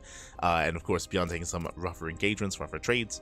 But in the end, we saw that Creator, he did overextend. I do think that the big moment where things swung in favor of ByuN was when Creator was kind of wedged in between the natural and the third. We spoke about it where he was like having a really hard time moving his army to try to retreat. He was going like back and forth, just because the tower got knocked down, so there was no way out of the third, and he got caught out. He also the Colossus. GG, well played.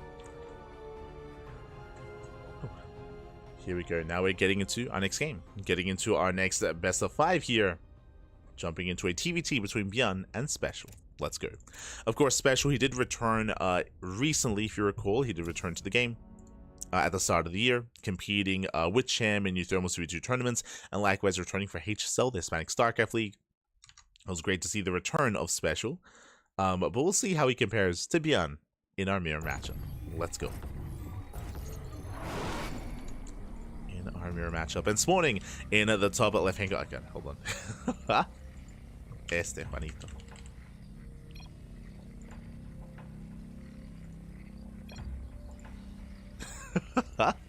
As spawning in the top left-hand corner of Magnatha, we have our South Korean Terran player. We have our Red Terran representing Showmatches Rebellion. It is ByuN.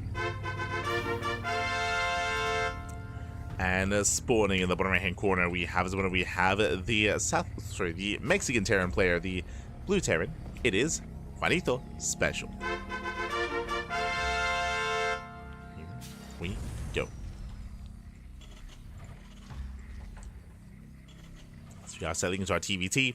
SpeCial, of course, known for his TVT, especially back in the day. He used to, of course, practice and come up with builds alongside TY, alongside Taeyang. As a result, we have come to know a lot of very special builds that he does embrace from time to time. I wouldn't be surprised if at some point in this series we see a 2-base, 2-ports all-in. SpeCial was very fond of that, especially back in the day. I say back in the day, like a year ago, even 2 years ago. For now, double gas opener out of SpeCial, single gas out of ByuN. So ByuN going for a more economic start, SpeCial going for, I would say, a more tech-heavy, a bit of a safer start instead with a faster factory.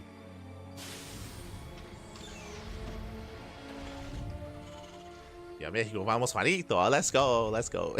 But yes, we have seen a little bit more SpeCial in recent months, just because he recently returned to the game after a long hiatus. He is, of course, our most recent HSL champion, the Hispanic StarCraft League. It's great to see SpeCial popping off there. And likewise, of course, did compete in the EWC qualifiers as well, the Americas qualifiers.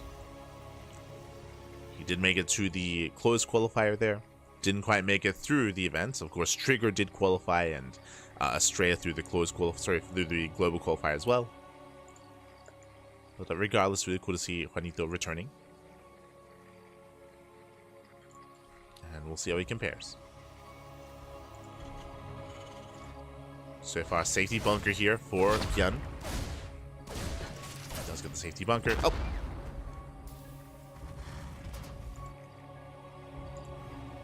ByuN is setting up. And ByuN will have the slight economic edge here coming into our game. Again, faster CC, better economy. Meanwhile, SpeCial investing into early Reaper Hellion. Interesting. Reaper Hellion is designed to get economic damage, really. It's designed to try to bust into these bases. And with the bunker being thrown down, he didn't see. Never mind. If he had seen the bunker, I would have advised against investing too heavily into this.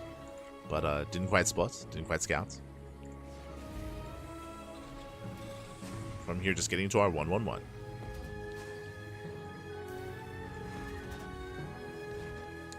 Widowmine should be borrowed under the Hellion, I believe. Or are we moving out? Yeah. And the purpose here is to hide the mine to punish a dive. But the problem here is that, remember, ByuN, he was very, very light on Reaper Hellion. Didn't even make an early safety Cyclone. He's just building up into Bio. Building up into his longer game state. There we go. Now we have the Cyclone on the way. But ByuN is being much more defensive here. Much more defensive. It is SpeCial with map control, but SpeCial didn't really confirm. So SpeCial playing blind. And ByuN so far just getting away with greed. He pokes out with his army. Oh, fast third TC here at a SpeCial. Okay, bold move. Very fast third. I mean, this is a way to recover economically. You can see that ByuN, he is up 3 SCVs just because of the opener. But with a faster third base, then SpeCial can recover. Can bounce back.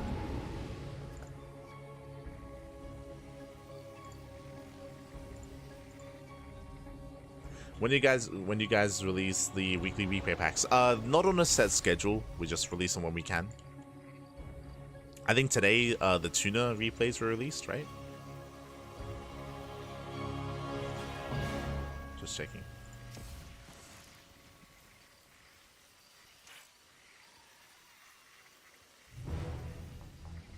Well, I should say tomorrow. Tomorrow the replay is going to be released for this week's Sparkling Tunica.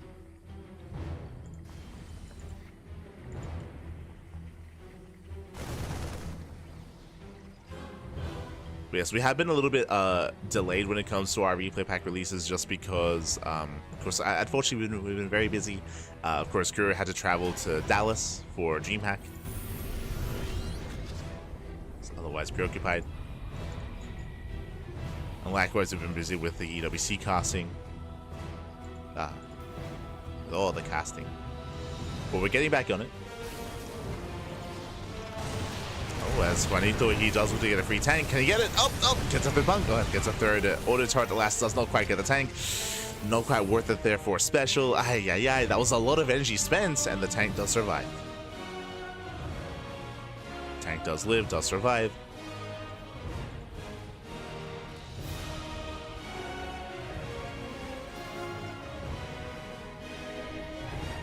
Meanwhile, CC on the way.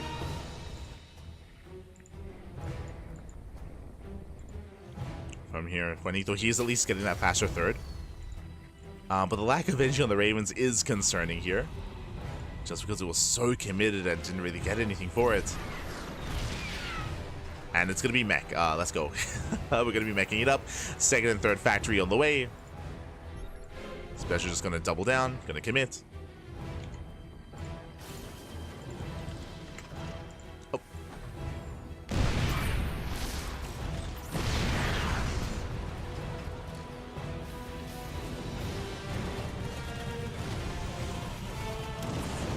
ByuN does get into the mineral lines.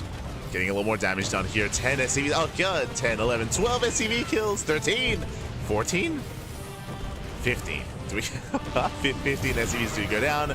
That's basically a full economy, a full mineral line, I should say. Ay. Mineral line goes down. Here comes ByuN pushing right through the center. He won't have disables available, but at this point he doesn't need to. Even though SpeCial had the faster third base, now does fall behind economically. Does fall behind in the worker counts. ByuN being active, does scan, does spot the army. ByuN backing off. Setting up the tower. Oh no! Yeah, SpeCial doesn't know. He does move in. Yeah, he moves into a siege line here, and he will lose every single tank. Ay. Yeah, Juanito, he face checked. GG gets called, and ByuN, he will take game number 1. GG. Does take game 1, does take a lead in the series. Again, just really rough start there from SpeCial. Unfortunately, he did invest quite heavily there into trying to break the tank line early on. Didn't quite get it. Likewise, he was unable to react in time to the auto turrets. Lost far too much, and GG. GG, well played. Really solid play there by ByuN, and we'll see if SpeCial can recover coming into game number 2, as we didn't really get into the mid game. Remember, SpeCial, who was throwing down a second and a third factory, he was building up towards mech, but he didn't get there. He wasn't quite able to get there. He wasn't quite able to saturate his third base. He was shut down before the game really got going, and we'll see if we can recover and get into our game here on Persephone. As up next, we're leading into Persephone here as game number 2. Let's go. Let us go. Of course, one of the smaller maps in the map pool, one of the more aggressive maps compared to Maganatha. Let's go.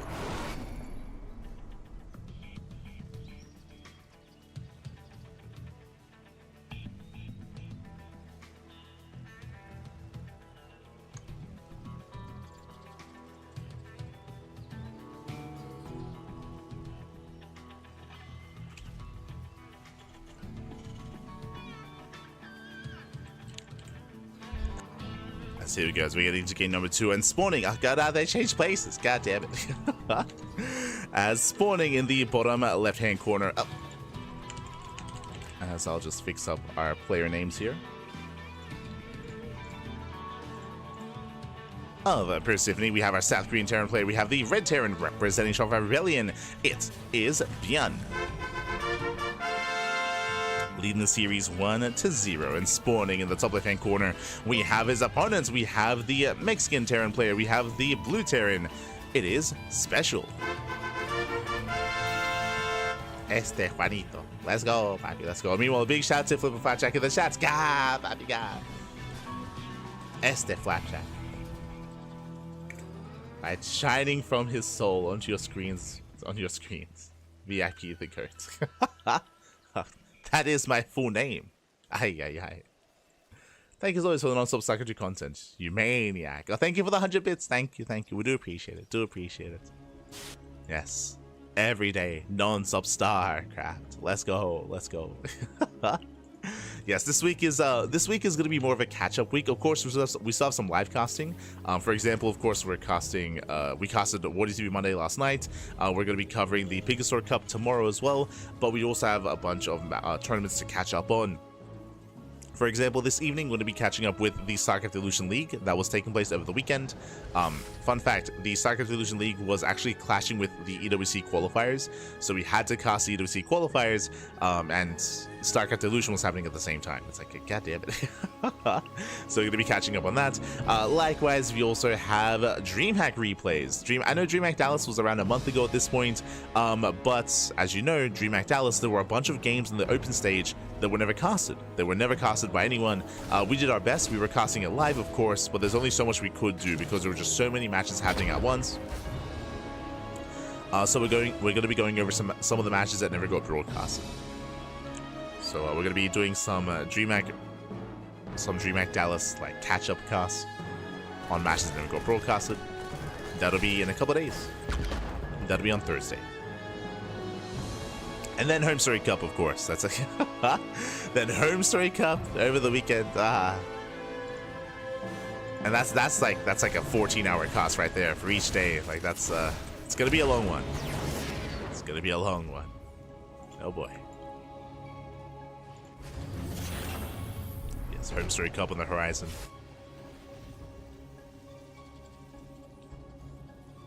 Until then, we're gonna be settling in. We do have our more. Well, once again, double gas opening here out of our Terran player. Faster economy out of ByuN. So economic opener out of ByuN 2 games in a row. Double gas opener out of Juanito 2 games in a row. This time going into Banshee play. Okay. Does open up Banshee. Cheeky start.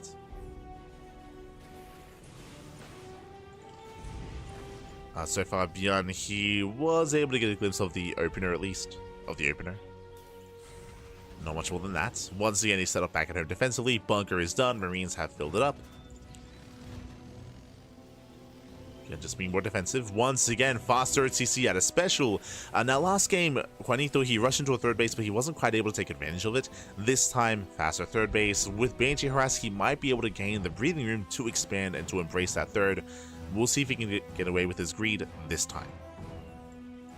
Can he get away with it? Banshee moves out.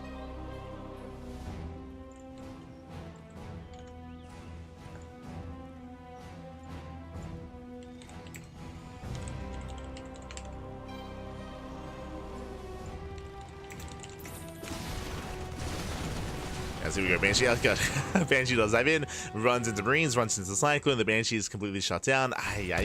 Reaver scout into the main.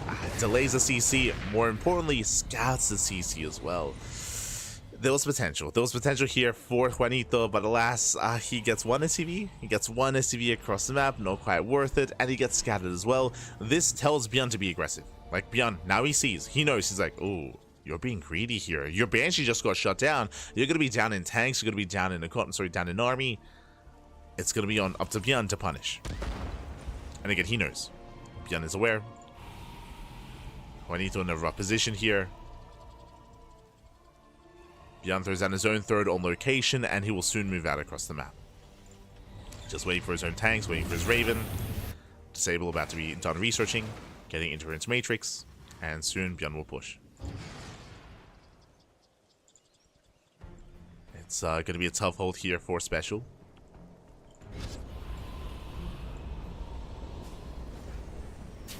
ByuN going for the Island Swap, going for Medivacs, or even Vikings. Yeah, Viking, let's go. Going into Viking production. This is a way to gain air control and to try to bully back the Ravens of his opponent. Here come the tanks.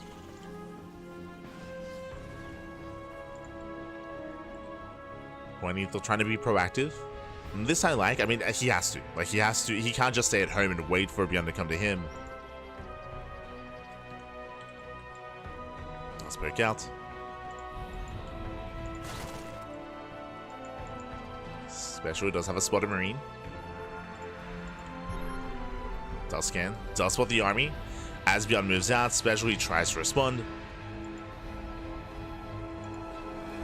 Just getting into the main, reveals a third CC's on location. SpeCial does siege up. He does set the trap.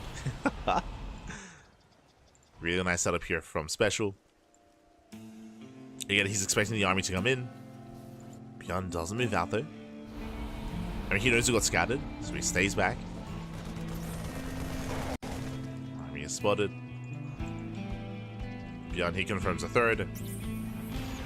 So does SpeCial. ByuN getting two SCVs. And staying back home for now. Still just building up. Likewise, this time, if you recall, game one, SpeCial tried to go into mech, of course. This time, buy a tank. Buy a tank out of SpeCial. No mech this time, not yet.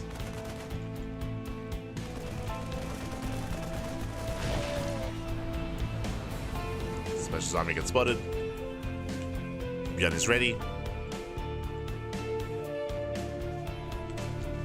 So ByuN is up in tanks. He's down in Vikings. SpeCial does run away.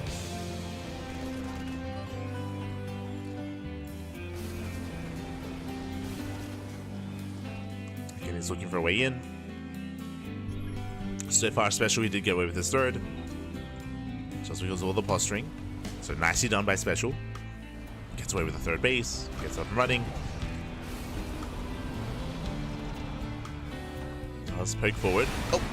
Gets a Viking, not bad. Picks off one Viking. He's thinking about diving in. He backs off. He does back off. Does pull away. ByuN knows. Does see SpeCial retreat. And the game continues. Okay. We have a game. It was very tense couple of moments here. ByuN did not punish the third base of SpeCial. SpeCial catches a medevac, not bad. Going for combat shields. I see. Yeah, a bit of miscontrol there. Combat shields is barely going to be saved. I say that's so close to breaking down. 12 HP up. Can he save it? He can. Just barely. Yeah, it does save the add-on.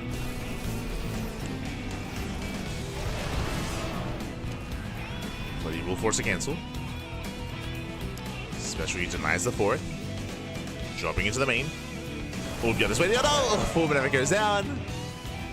SpeCial, calm down. Buddy, calm down. He's had good positional play, don't get me wrong. But here come the disables. Clutch on siege. Barely pulls away, saves both tanks. Once again, nice movement there from SpeCial. Does save both tanks. Pulls away in time. ByuN expanding bottom right.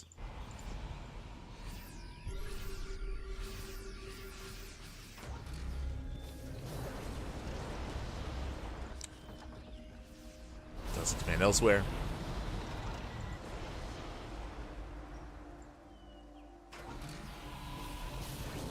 See, the game does slow down until he backs off. Gets the hell out of there. Pulls away.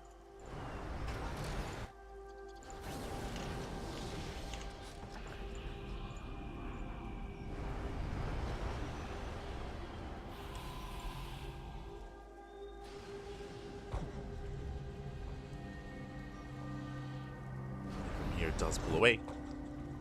Both armies about to max. A lot of this just comes down to the positioning here. SpeCial is up in tanks. We got 10 tanks. He's also up in Ravens. ByuN did lose one earlier. SpeCial looking for a way in.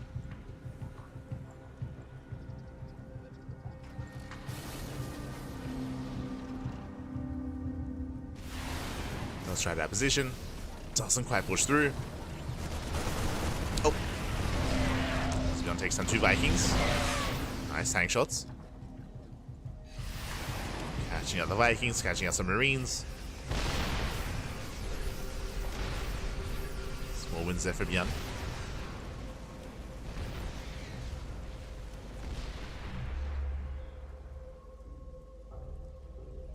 Special double expanding. More CC is going to be on the way. Just taking a moment.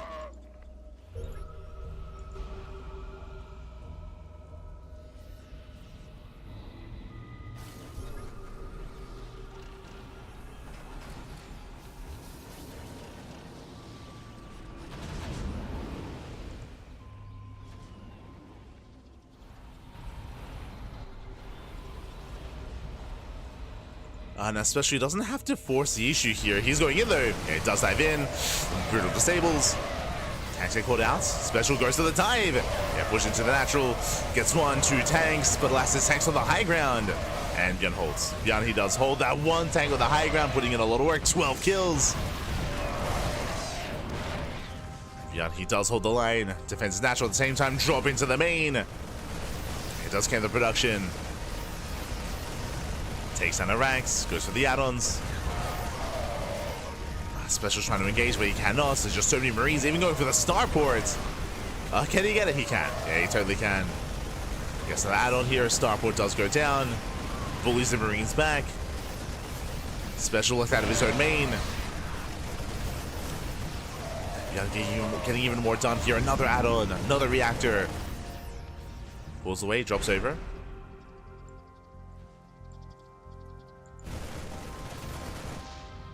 Pull away again. Special just could not break through that natural base. There's no anti-air. Okay, there's a Viking. There's one Viking. Forcing friendly fire. He's gonna get all the tanks. Oh my god, brutal friendly fire here. So many tanks go down. Picking up every single one. And with that special, he falls apart. He falls apart, losing all the tanks. Reinforcements, now they arrive. And again, special, he was holding his own. It was impressive. He was holding his own against ByuN. They had a similar base count. They were neck and neck in bases and economy, in army as well. The fight could have gone either way, but especially just forced the issue. Lost too much, and everything just snowballed from there. Shout out to the MVP, drop across the map from ByuN. Distracting special. And now ByuN has a massive supply lead. Up 50 supply. Pushing right down mid, right through the center.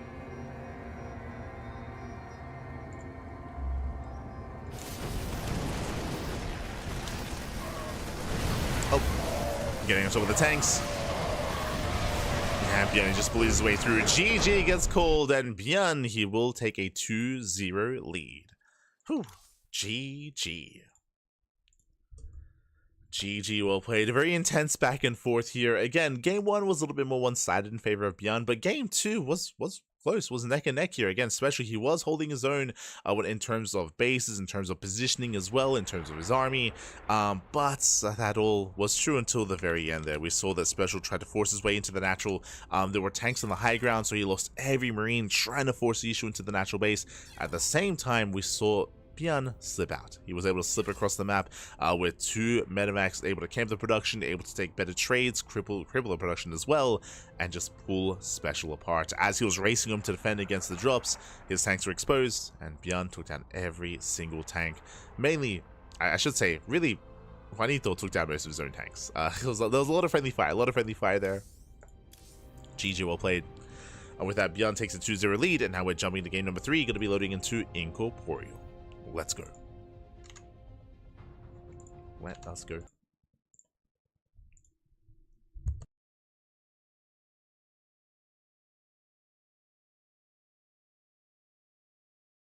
One of the larger maps in the map pool.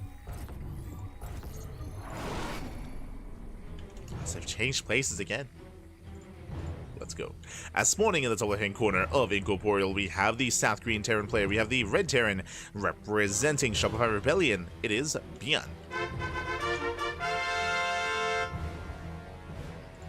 And spawning in the bottom right-hand corner, we have his opponents. We have the Mexican Terran player. We have the Blue Terran.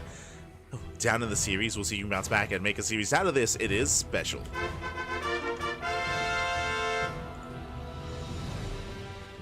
Go.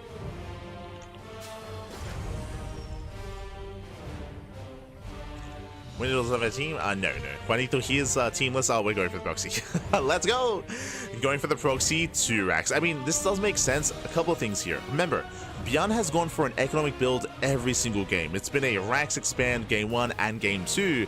So, if he does avoid that second gas geyser, something like a proxy can excel here against ByuN.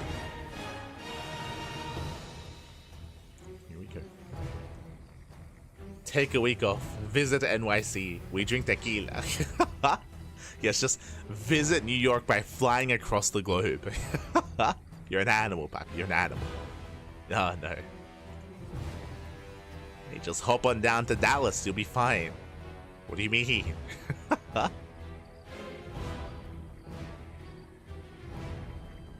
SMH. Yeah. But yes. Currently, Juanito, he is teamless.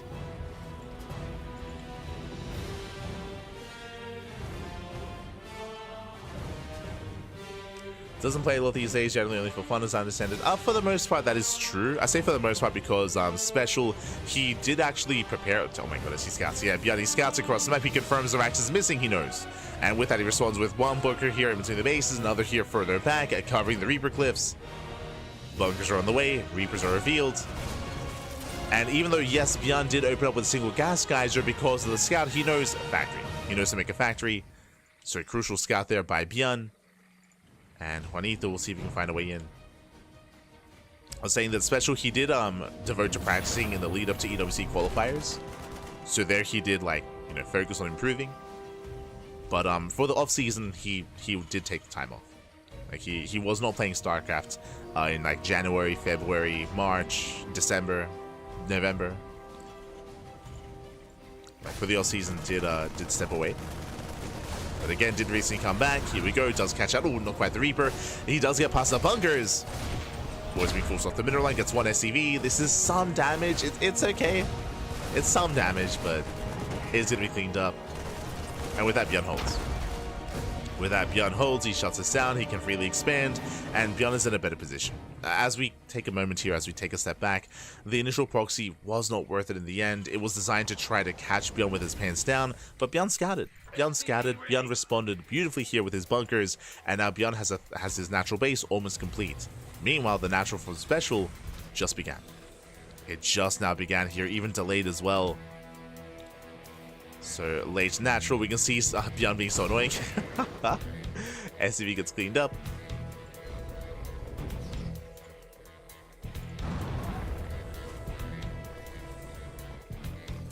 But again, SpeCial, he has a lot of catching up to do.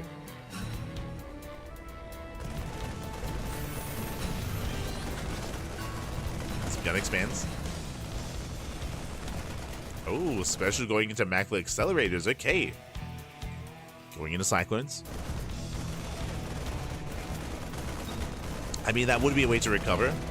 As the Rax attempts to land. Oh, does delay. Let's go. Delays the CC. SpeCial being as annoying as possible. Forcing the base to be off-center. Again, SpeCial just doing whatever he can. See, this is where he should have, like, camped the add-ons and then, like, gone for the add-on steal. This is where... Oh, no. If you recall, we saw that from Gumiho, I want to say last week.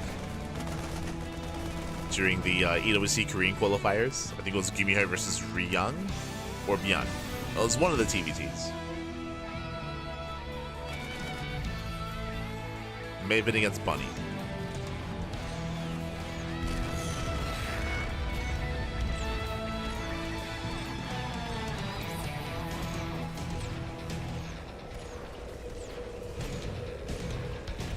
See, Rax is going to be chased down. We'll catch fire. Behind this, Cyclones are building up. 13, Jesus. SpeCial rushing into the third TC. I mean, this does make sense. Last year, the third base is insanely fast for a SpeCial, but he needs a fast third to be able to recover in this game. Does need that fast expansion.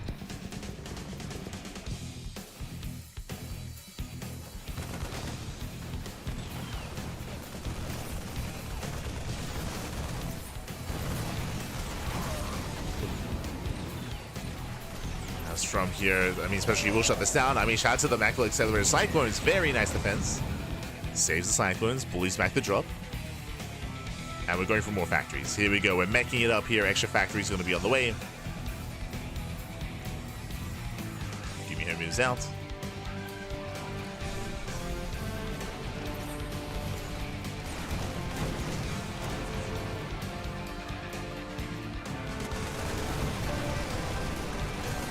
ByuN getting in position to laser third CC. Oh no, the tanks! The tank ball is going up. The Cyclones, yeah, the only thing keeping him alive. GG gets called. SpeCial called out. I mean, it was just a really rough position for SpeCial. After the failed proxy, like, he had to do something drastic. The drastic thing here was mech into third TC, but he was hoping that maybe ByuN would be more passive. ByuN moves out. ByuN punishes. GG. GG, well played. With that, ByuN, he will claim the series, but a shout out to SpeCial. And even though I would say the game 3 and game 1 were a little bit rough, game 2 was clutch. Like, game 2 could have gone either way. Like, SpeCial, he was holding his own on Persephone. GG. GG, well played. With that, congratulations. ByuN, he will claim the series, but a shout out to SpeCial for taking part in these show matches. As I mentioned previously, SpeCial, he has been very inactive for the most part of the year. For the most part of 2025, but recently did return to at least competing in some regional tournaments, competing in the EWC qualifiers, and also taking part in these show matches. GG. Great to see him here once again, and we're going to be seeing a little bit more of him after our short break here. Up next, we have another best of 5 show match. ByuN does claim the series. ByuN, of course, very much so in form. And we're here to experience a little bit of SpeCial's TVZ instead. Oh my god. We're going to be going on a very short break. After the break, we have a Solar versus SpeCial instead. Oh boy. The Juanito show matches do continue. And again, we'll see you guys soon after this short break. Take this time, get some snacks, get some food, get some water, drain disruptors, massage your marines. And we'll see you guys for that Terran versus Zerg matchup. See you soon.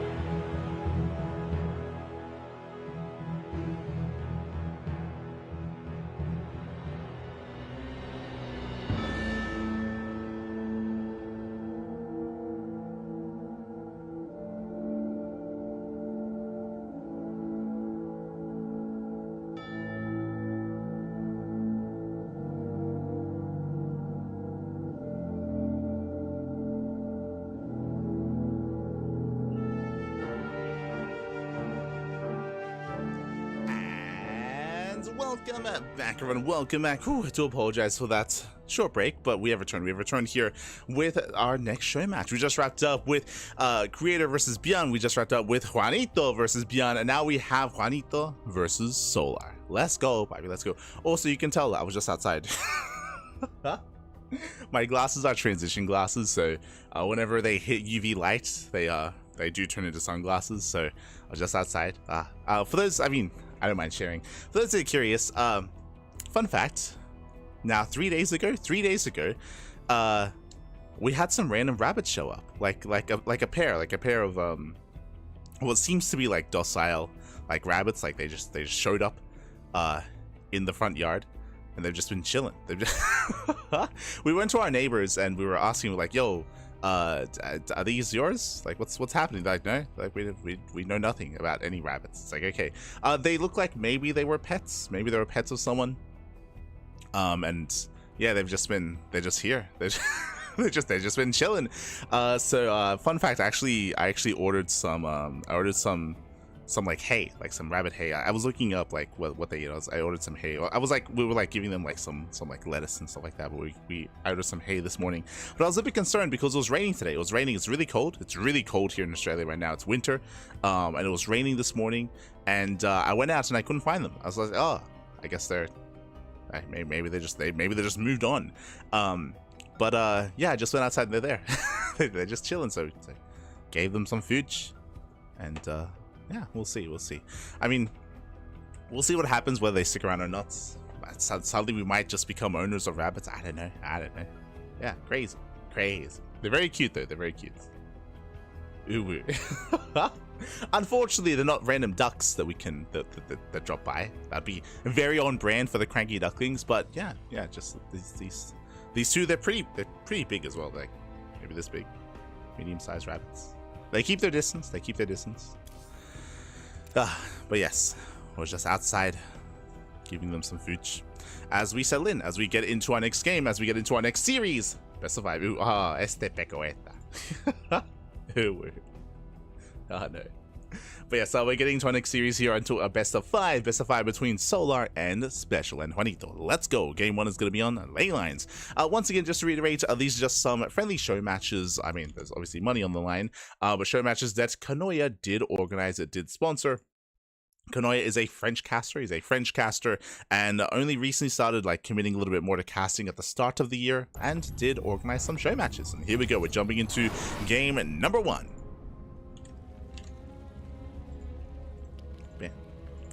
And spawning, God, they changed colors. God damn it. And spawning in the bottom or top right hand corner of ley lines, we have our South Korean Zerg player. We have our Blue Zerg representing Team Falcons. It is Solar. And spawning in the bottom left hand corner, we have the Mexican Terran player. We have the Red Terran. It is Juanito SpeCial. Here we go. And yes, I think it was at the start of the year he did name change, and he's promoting his coaching services. Hi. Este Juanito. As we're opening up the low ground, we're going for the SpeCial opener. So SpeCial, for those that are winding it back, for those that maybe are unaware, if you know the 2x Reaper opener on the low ground that ByuN and Maru did popularize, that was over a year ago at this point, there was actually a build that they took from SpeCial. SpeCial, he did begin that actually. He did begin that himself, going for his own 2x Reaper start. But actually this looks like the SpeCial opener. Ranks expand into factory on the low ground. Let's go. If you want to give them a sweet treat, give them a banana. My bunny loved them. Oh, they eat bananas. So far we've only given them a little bit of lettuce and a carrot as well. We did look up that that they can have some fruits and vegetables, but they don't want to rely on that as their main diet. So just giving them a little bit of that. But banana, that's crazy. Okay. I mean, we'll see what happens. We'll see if they stick around. Then might become a new pet owner. But it's only been like 3 days. It's been like 3-4 days. So we'll see. And then again, if someone like goes by like looking for their lost rabbits, then obviously we want to make sure that we actually have them taken care of. So we'll see. So now for now, we are going to be settling in. Again, I assume it was going to be Rax expand into factory. It's going to be Rax factory first, followed by the delayed CC. And again, this is a build that SpeCial did invent, that SpeCial did popularize. The purpose of this is to have a very secure low ground setup ahead of time, as he does fully wall off. It means that an earlier pull timing won't really get any damage done. So you're able to wall off, able to cut some corners. The biggest downside of this build is that you are very vulnerable to roach all-ins and to roach aggression. The reason for this is because typically when you go for, say, a 9 roach timing with an early gas, we're pulling out a gas, but like given a situation where we have a gas income and a roach warren instead, if Solo were to push out with roaches, then in a standard game they would take over the natural. But SpeCial, he would just lift the CC, he'll lift the CC, he'd evacuate, and he'd defend on the main with a bunker, and then slowly break out and expand, and the game continues. Here, because of the low ground setup, as SpeCial almost gets surrounded, as he, Jesus, playing with fire right now. But here, because all the production's on the low ground, it means that if roaches, if they break the natural, they also break the production as well. Which means they can end the game. So that's the one risk that you take here if you go for this kind of style, if you go for this kind of setup. For now, though, we do see Juanito does poke out. It's going to be on SpeCial to scout the gases to make sure that there is no fast roach warren. Third base was seen, so most likely no roaches, just a standard opener out of Solar. And SpeCial, again, seeing the base does give him that peace of mind. Does go to a triple Reaper, double Hellion.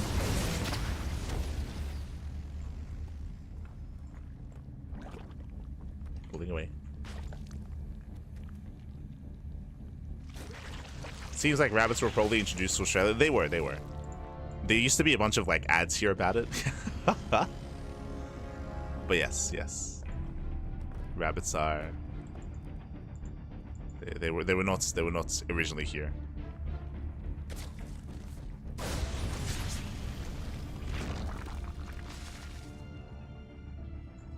They're not meant to be here, Pappy. We have kangaroos instead. And they're very confused. That's the Australian rabbit. The kangaroo.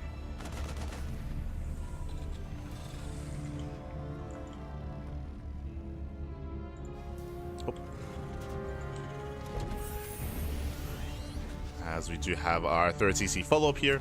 So economic follow-up here out of SpeCial. It was a starport before CC, so this is actually quite an aggressive start from our Terran player. Opening up Raven?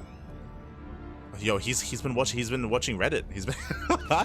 Let's go. It's like, why do you just make a Raven? True. Raven pops out. Second Raven? Triple Raven? Wait, what? I mean, one Raven for creep is fine, but he's getting up to triple Raven production. He's crazy. Okay. Let him cook, Pappy. Let him cook. Stim is on the way as well, so it's not mech. He's getting to Stim. There's some auto turret harassers as well. Not getting too much done yet, but interesting. Yeah, Spores do zone. Lings in position as well. They collapse on the auto turret. Turrets are not getting much done. They can maybe get a drone. Oh, no, not quite. Yeah, in total here, 2 drones, 2 Zerglings. But Solar, he is holding his defending. That's a lot of Hellions, so Jesus, how many? 10? 9. 9 Hellions. They can dive into a mineral line. Speaking of, they're diving in. Lings, they're lying in wait. They collapse in. Yeah, they slow down the push. Queen's from behind. SpeCial getting locked down. He does break through the Zerglings, though. Barely breaks through. Gets into the natural. Does roast up a mineral line. 4 drones going to be going down. Oh, they're lining up 6 drones. That's 6 up to 8. So 8 drones do fall.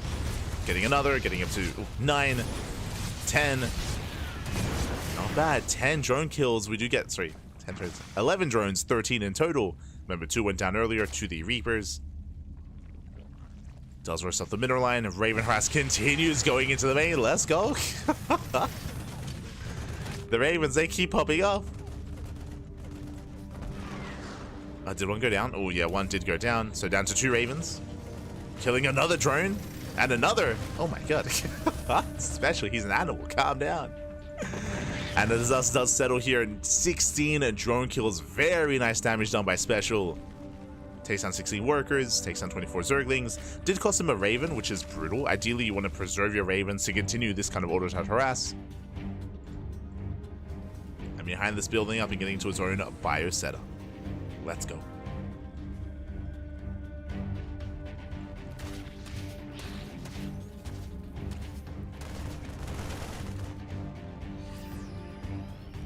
we go.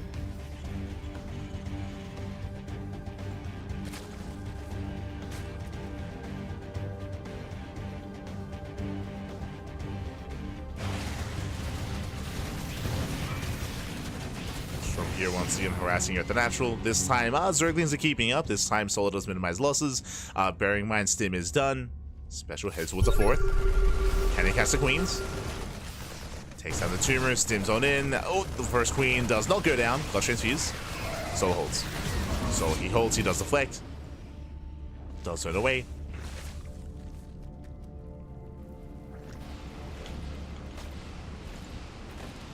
Does turn away.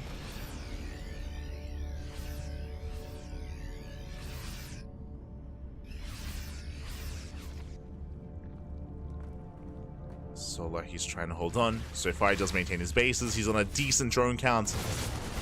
Once again, there gets a queen. Oh my god, the transfuse there. Clutch transfuse out of Solar. Does preserve the queens once again. Yeah, so he's holding at the same time. Link counterattack here at the third base. Oh, special out of position. Does have some reinforcements, but the boys are being pulled. SCVs are going down. How many? 7. 7 SCV kills. Special moves in. Again, it's pure marine. 2 mines as well. We get some okay mine shots with the Bailings. They crash into the fire. They shut them down. Half the bio army left. Means they're buying time. Clutch transfuse. And Solar defends. Solar, he defends. He does force back the army. At the same time, more order hearts into the main. Special with the triple rate. He's crazy. He's an animal, Bobby. Oh my god. I mean, hey, had a good start. Had a good start. Forcing his way further in. Once again, pulling back to his queens. The queens are running out of Engie. Running out of Engie here. Mine shot going up. Special moving in. Can he break through? He's close. He's so close to breaking Solar. Bailey's up. They do not quite connect. Special pulls away. Nice kiting. Nice target firing. Especially, yeah, he holds on. I say he holds on. Never mind. Across the map, no. Across the map, Lings, they bust into the mineral line once again. SCVs were going down, and Special, he was all in. He was all in. Ay, ay, ay. And with that, GG. With that, Solar takes game 1. GG. Solar, he does take the first game here. Again, Special heals popping off. The Raven harass, the Hellion run by, the pushes as well. He was trading well. He was dealing good economic damage. But back at home, he had a hard time defending. He had a hard time defending. He was losing so many SCVs. And with that, Special does tap out. GG. GG, well played. With that, Special, he runs out of steam. And Solar, he survives. He survives Special there. But again, Special, he was popping off. It was a very unique build, of course. Very unique style. Something you don't really see anywhere else. GG. GG, well played. With that, Solar does take a lead, but Special was not looking bad at all in that game, and we'll see what other unique builds Special has in store for us. I would expect not to see the triple Raven harass again, but I'm sure we have something else ready. Let's go. Up next, we're getting into Maganatha. Whew. Getting into Maganatha for game number 2.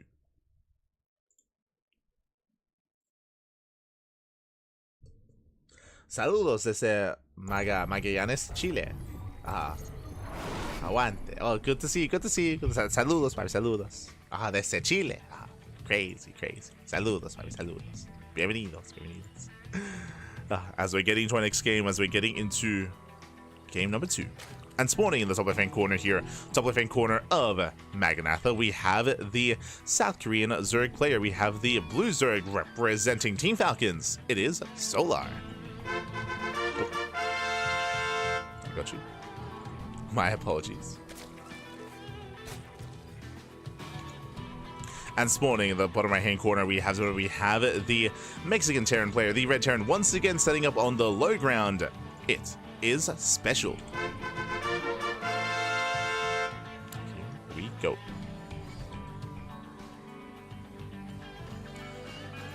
As again, last game we had a Rax into factory into a delayed CC, and it looks like we might go for the same build. No, never mind. Earlier second Rax, 2 Rax opener, 2 Rax Reaper. Okay, so 2 Rax Reaper out of SpeCial. This time no faster at factory. This is a little more standard. This is a little more played out. A little more common, a little more meta. Here we go.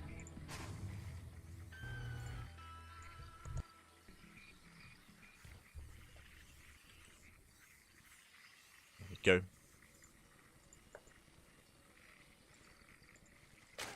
From here we do have our initial openers. I mean, standard opener out of Solar. With this, Reapers are going to be amassing from the side of SpeCial. And he could throw down a third Rex behind this and go for 3 Rex Mass Reaper. Or just expand. Does have options. The goal here is to delay the third base specifically of the Zerg, and to contain the Zerg play on 2 bases for as long as possible. We'll see what SpeCial can pull off.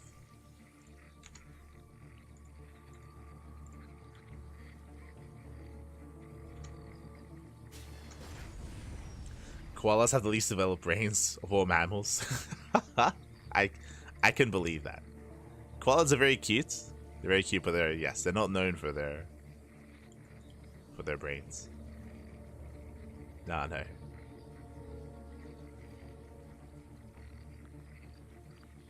SpeCial does move out. Oh. Once again, going to be threatening the natural. More Reapers are massing. Bearing in mind the Overlord did scout, so Solar, he's aware of the build. He's aware of the 2x Reaper. He saw the timing of the natural CC. So Solar, he knows that it's not going to be too committed here, but he's still contained. And again, this is the purpose. The purpose of this build is to contain the Zerg player to make sure there is no third. And as you can see, there's no expansion. So Solar is stuck on 2 bases. SpeCial, he will invest into how many? Only 3. Okay, 3 Reapers. If there was another expansion, if there was a third base, a faster third, then you could invest into extra Reapers, into a 4th and 5th. SpeCial, he rotates, and he does not find the drone. The drone barely gets away. Oh no! SpeCial dives in, trades with the Zerglings, gets into the main, and does get 1 drone. 1, gets 2. Not bad. 2 workers go down. But SpeCial is pinned in, gets a 3rd drone, gets 3, gets 4. Can we get 5? Ooh, barely not. So 4 drone kills. With that Solar, he does defend, but at a cost, losing 4 workers, and his 3rd base is on the way, but this is delayed. It's a delayed 3rd base for Solar. SpeCial, I would say, quite successful with the initial 2x Reaper. Behind this, turning it into a 2-1-1. No 3rd CC. From here, he could have thrown down like an expansion behind this to build up into a longer macro game, but this is much more committed, much more dedicated on 2 bases. So very aggressive setup here from SpeCial. And this should be a stim timing. I say should be, he's going into Reactor Hellion initially, but we should be seeing a Tech Lab soon. Oh, never mind. There's a reason why there's no Tech Lab. Building up towards an armory into Hellbat. So it's going to be a Reactored Factory Hellion Hellbat push. Let's go. Starport's on the way for Medivacs. This is going to be very dedicated here on 2 bases, very committed. Borderline all in.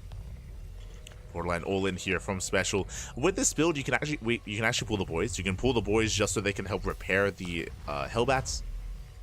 Meanwhile, Roachhorn out of Solar. Ooh, nice scouts. Does see Hellions on the way? He saw, I mean, he didn't quite get eyes on whether or not there was an add-on here on that 2nd Rax. So, incomplete information here from Solar is incomplete. Yeah, he's going further in. He needs to confirm. No shot with the other. He's going to see. He's going to confirm. No shot. Roachhorn's almost done. Hellions are amassing. No medevac, by the way. I mean, there is one, but he's going into a Liberator as well. CC in the main base, and the Overlord will confirm the armory. He knows. Does get the armory, he's aware. Queens are amassing. Roaches are now on the way. It's going to be a close hold. As we have 6 Hellbats. 6 Hellbats for SpeCial. Hellbat's going to be waddling in.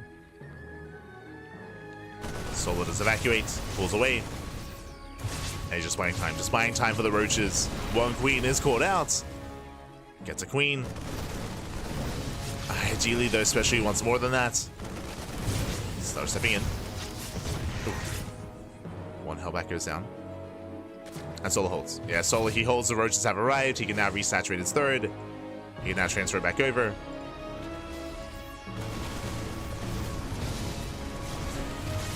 And Solar, he will chase this down.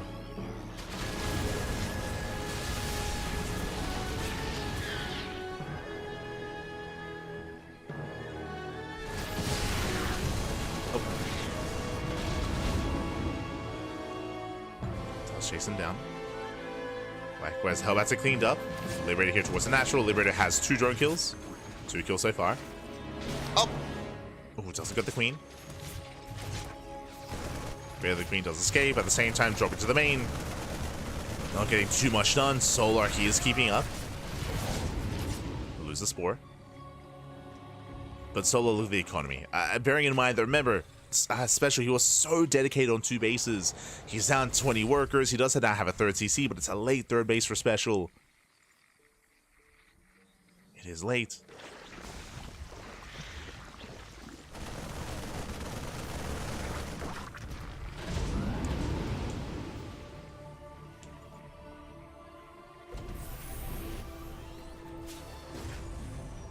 SpeCial moving out. Moving out with another double drop. So double drop on the left, single drop on the right. We'll see if Solar can keep up. Again, Roach is not really known for their mobility, so there's a chance here that SpeCial can pull Solar apart. But he has to do something to keep Solar busy, because that 3rd base is so delayed here for SpeCial. Oh. Please add a Marine.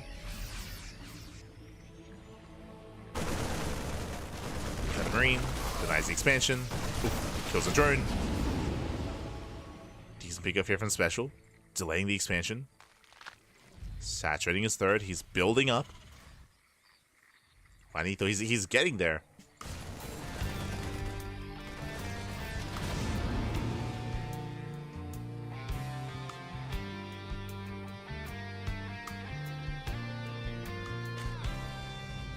Oh, and do you see what I see? No drones. Solar, he's on 3 base saturation. He cuts workers at 66. That is proper 3 base saturation here from Solar. And what's he doing? 1-1 upgrades and amassing a purely Roach Ravager. Oh boy. And Solar, he's about to max. He will soon max out on Roach Ravager. SpeCial's moving out. Drops are clearing up some creep at least.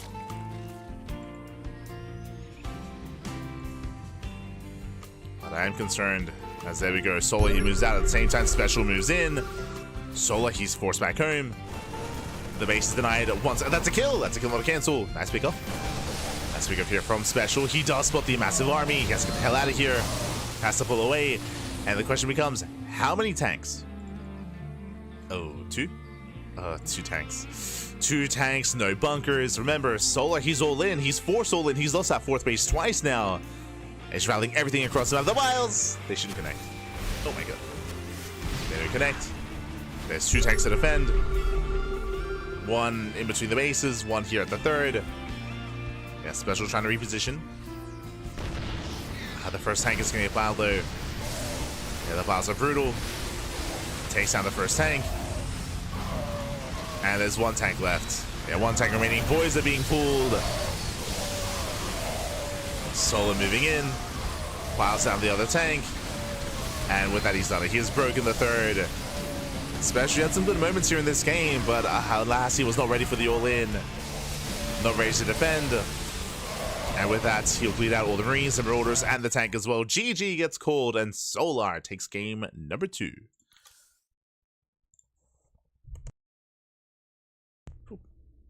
GG. GG, well played.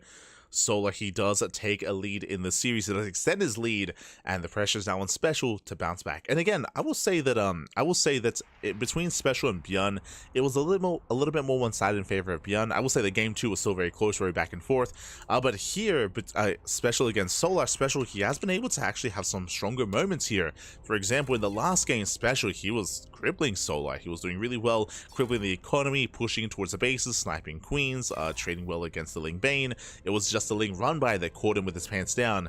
Here, bit of a similar story, where SpeCial, I will say the Hellbat push left much to be desired. The Hellbat push was shut down, but he denied the 4th base a couple of times. He was gaining map control. Unfortunately, he just wasn't ready for the all-in. He also had a delayed economy as well. That also slowed down SpeCial. True. I guess 3rd base was late, he had delayed economy, but he just wasn't ready for Solar to be that committed, and GG well played. With that, he was broken at the 3rd, and now we're getting to game number 3. We're going to be loading into Tokamak. Let's go. Let us go. And we'll see if SpeCial can make a series out of this. We'll see if Solar will claim it here and now. So we're getting into game 3. And spawning in the bottom left-hand corner of Tokamak, we have the South Korean Zerg player. We have the Blue Zerg representing Team Falcons. Leading the series 2-0. It is Solar. And spawning in the top right-hand corner. I'll fix up his color. Un momento. In the top right, we have the Mexican Terran player. We have the Red Terran. It is SpeCial. Juanito. Here we go. SpeCial has some interesting builds so far here throughout the series. Some interesting openers. But this time, Bunker is... Depot's on the high ground. Rack's going to be on the high ground. This time, there's no 2 Racks Reaper. There's no Racks Factory Expand. This time, standard opener out of SpeCial. Okay, we've gotten it out of our system. Oh my god, CC first! Okay. Juanito. I mean, it is Tokamak. Tokamak is one of the more defensive and larger maps in the map pool. So CC first out of SpeCial. Let's go. So again, he has had a unique opener every game in this series. Has not opened standard at all. That's special for you. Here's Juanito.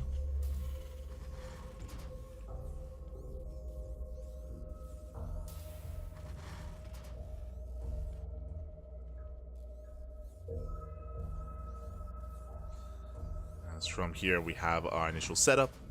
Likewise, standard opener from Solar, Hatch Gas Pool. Hatch Gas Pool, Solar, his openers have been pretty standard so far this series. Like, he hasn't really deviated at all. We have seen some different follow-ups, of course, like the Roach all-in that we saw last game out of Solar, but the early game has been pretty standard out of our Zerg player.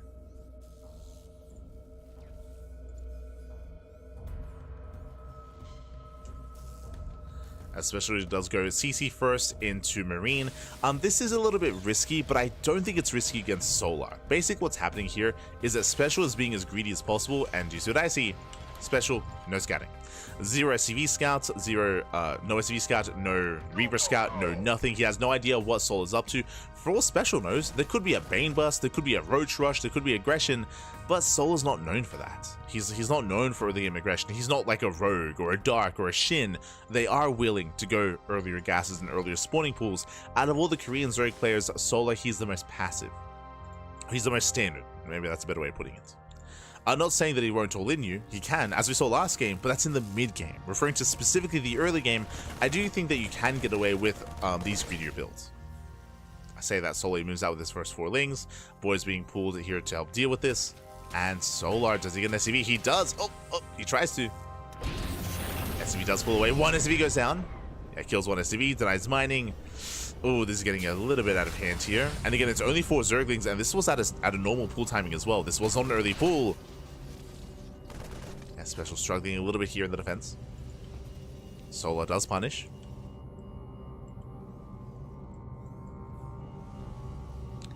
He does punish. There's still more SCVs off the mineral line. Just a very shaky early game here from SpeCial. Behind this, going into a second factory. He's crazy. Okay. He gets scouted. No, he gets scouted. No, he gets seen. He's going for a second factory into what looks to be, I would imagine, Mass Cyclone into Battle Meg. There we go. 3rd factory's on the way. But Solar, he saw everything in the main. He knows. And what we have at Roach Warren. Throws down the Roach Warren to react, or as a reaction, as a response. Solar, he sees all, he knows all. And Solar's getting ready.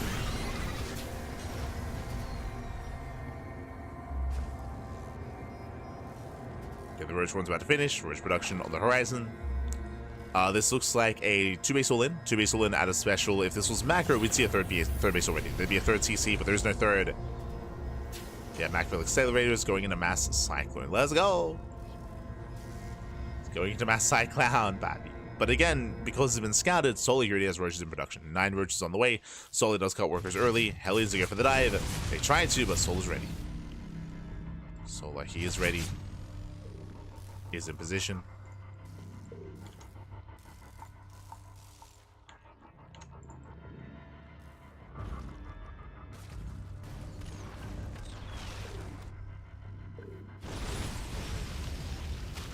Roaches are moving out, and I don't think that Solar has to be aggressive here. I don't think he has to take initiative, but sure, he's pushing out. Bearing in mind that, remember, Special's going 2 base all in, so I would say that if Solar was a little bit more defensive, that'd be a little bit of a greater setup, but alas, he's just rallying. He's just going for his own all in. Lings are flooding across the map. Macville Accelerator is not done. This is actually going to be hitting before the upgrade. No shot. Yeah, this does hit before Macfield. Boys are being pulled. Hellions rally in. And Solar, he's busting through. He's snowballing out of control, takes down the first couple of workers. And with that, Solar has control of the natural. Behind this, Solar, he's droning, he's saturating. Lair begins. Lair droning up, saturating his third base. Again, Solar doesn't have to push into the natural or push into the main. He's going for a third. Well, the mineral line does get into the mineral line. Roaches, they force their way in.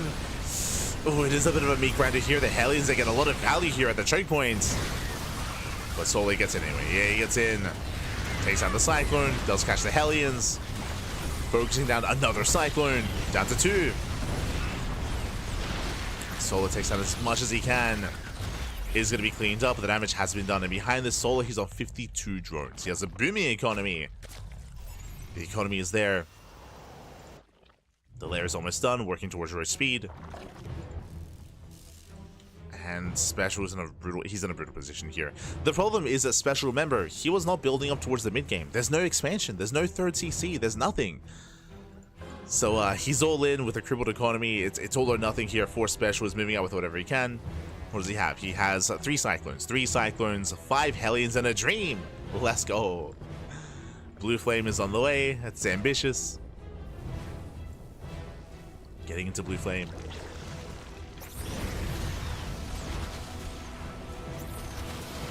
And again, if Special was able to properly hide his build, if he was able to save and hide his second factory, there's a high chance that Solar would have been droning. He would have been droning, would have been getting into Ling Bane, not into Roaches. But Solar, he saw everything. And he had a solid response. A solid reaction. Didn't kill Special, but did cripple him. Cyclones, they get a couple of lock-ons. Yeah, they lock on, they take down a couple of roaches. Solar collapsing in.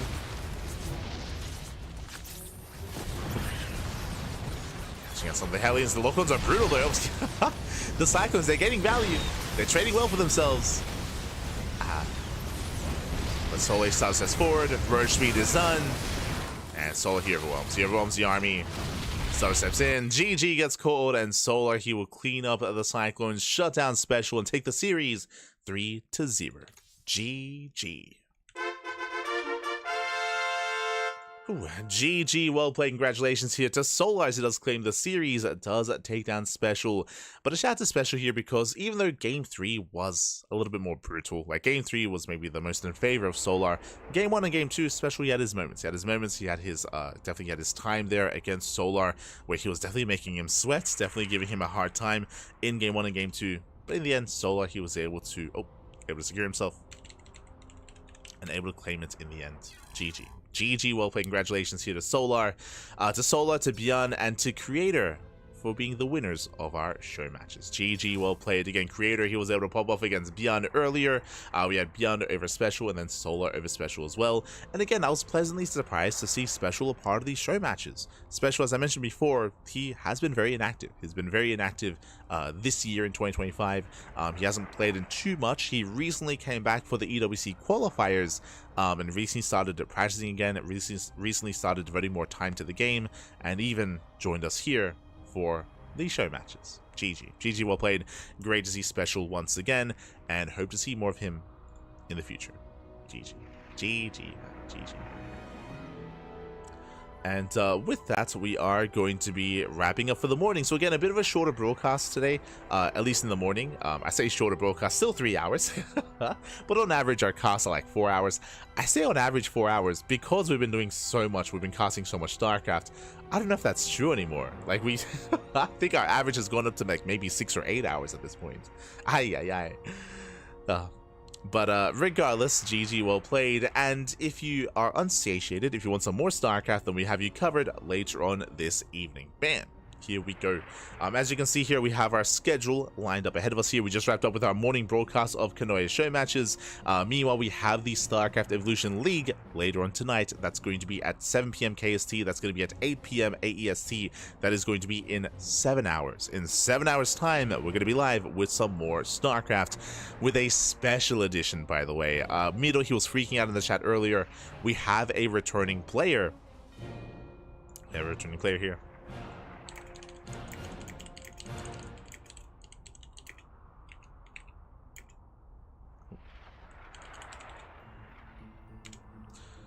Here we go. We have a returning player as we can have a look at the bracket itself. Bam. This is a sneak peek for tonight. So for those who are curious, StarCraft Evolution League, that is a mod. That is StarCraft Evolution. That is a mod that does bring together Brood War and SE2. And it does have its own player base. That's interested, of course, in competing in this kind of format. And we have some regulars. We have 3 Point, we have Geralt, we have Wayne, we have the SCC, we have Bratok, we have Lunacy, we have Prome. These are regulars. These are players that we expect to see in these tournaments. But do you see what I see? There in the quarterfinals, Tasia. Oh my god, it's summer. It's not summer here in Australia, but it's summer somewhere in the world. And Tasia, he has returned. We have seen a couple of players come back for StarCraft Evolution. We saw Sue. Of course, Sue, he was competing in StarCraft Evolution alongside some modern players. ByuN, he came back for StarCraft Evolution. The STC came back for StarCraft Evolution. And Tasia, he has made his return. This is the first time that Tasia's competing in years. When was the last time Tasia played? Hold on. Tasia, Wikipedia. Must have, like, if you remember, he came back for Legacy. He came back after military service. He had a lackluster performance at GSL. I want to say this was pre-COVID, maybe 2018. Was it like 2018, 2019? Let's have a look. Like, like I say recently, I guess that's like 6 or 7 years ago at this point, but just crazy.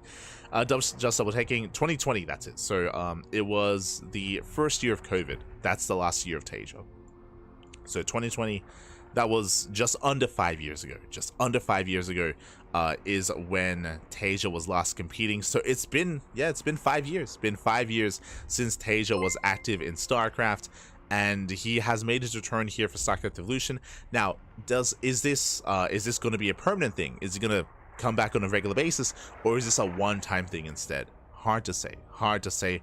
Also, if you remember, we had a show match between Shin and Dice. This was last week, and there was a lot of speculation as to who Dice was. And if you remember, my assumption was that Dice was a player, a StarCraft 2 player that retired a while ago.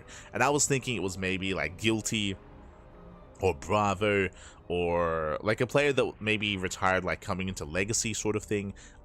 Again, Dice was not his actual ID. Dice was an alternate ID, and it was hiding his you know, who he was. With Tasia making his return here, was Dice Tasia? Maybe. I mean, it'd be kind of weird if it was, because that was a week ago. Like, it was recent, so you would think that if Tasia wanted to hide who he was, he'd hide it a little bit longer. So I'm curious to see how he plays. Like, Dice definitely had a certain playstyle. He had a certain playstyle, so we can compare Tasia to Dice, and maybe they play similarly enough where it's like, oh, maybe that was Tasia, or maybe it was someone else. Like, I'm still leaning towards, you know, like not a Keen, maybe an Alive, maybe like a Salvation or a Forte, but yeah, we'll find out. We will find out. Okay, look forward to it later on tonight. It's gonna be this evening. Yo, meanwhile, big shout to Matador in the chat. Papi guy, good to see you, Papi. Good to see you. Matador. Thank you so much for the raid. I hope you had a good stream. I hope you had a great event. Bom dia, Papi. Bom dia. Gracias, Papi. Gracias. Matador. Just catching up. Time to ladder. Oh no. Not like this. Tempting. But yeah, it's great to see Tasia return, and I'm curious to see how informed he is. Because, again, Dice, he was looking very good in StarCraft Evolution. Like, he was looking very well practiced. If Tasia comes out in this tournament looking like a beast, then, again, there's a high chance that he was playing under an alternate ID previously and playing as Dice.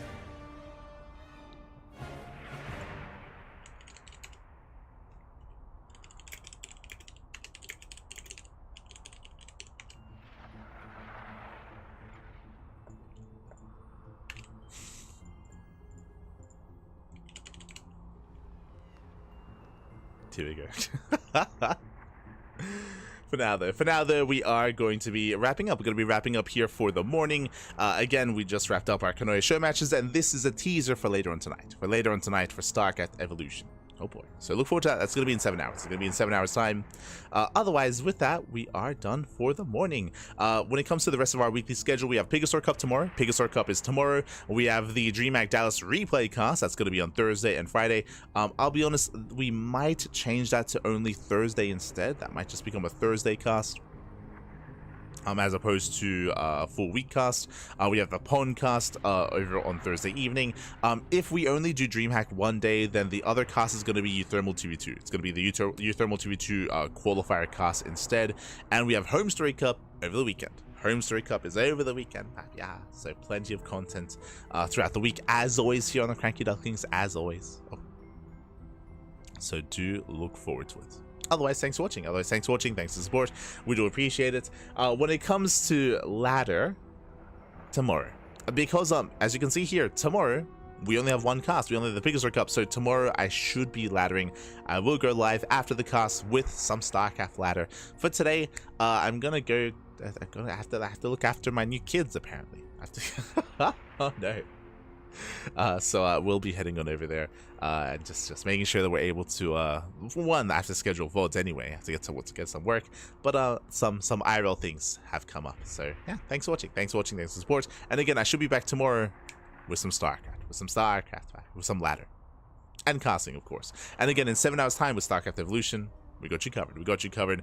Otherwise, thanks for watching. Thanks for the support. You can follow us over on the socials. We do stream on YouTube at the same time. So we stream on YouTube, we stream on Twitch. We actually stream on TikTok, on Facebook, and on Kick as well. So we're live on all the platforms, live everywhere. So thanks so much for watching. Thanks so much for the support. And again, you can support us on Patreon as well. Our Patreon is designed to fund our tournaments. Sparkling Tuna Cup is a weekly tournament, and we do fund it all through the Patreon. So you can support us there if you wish.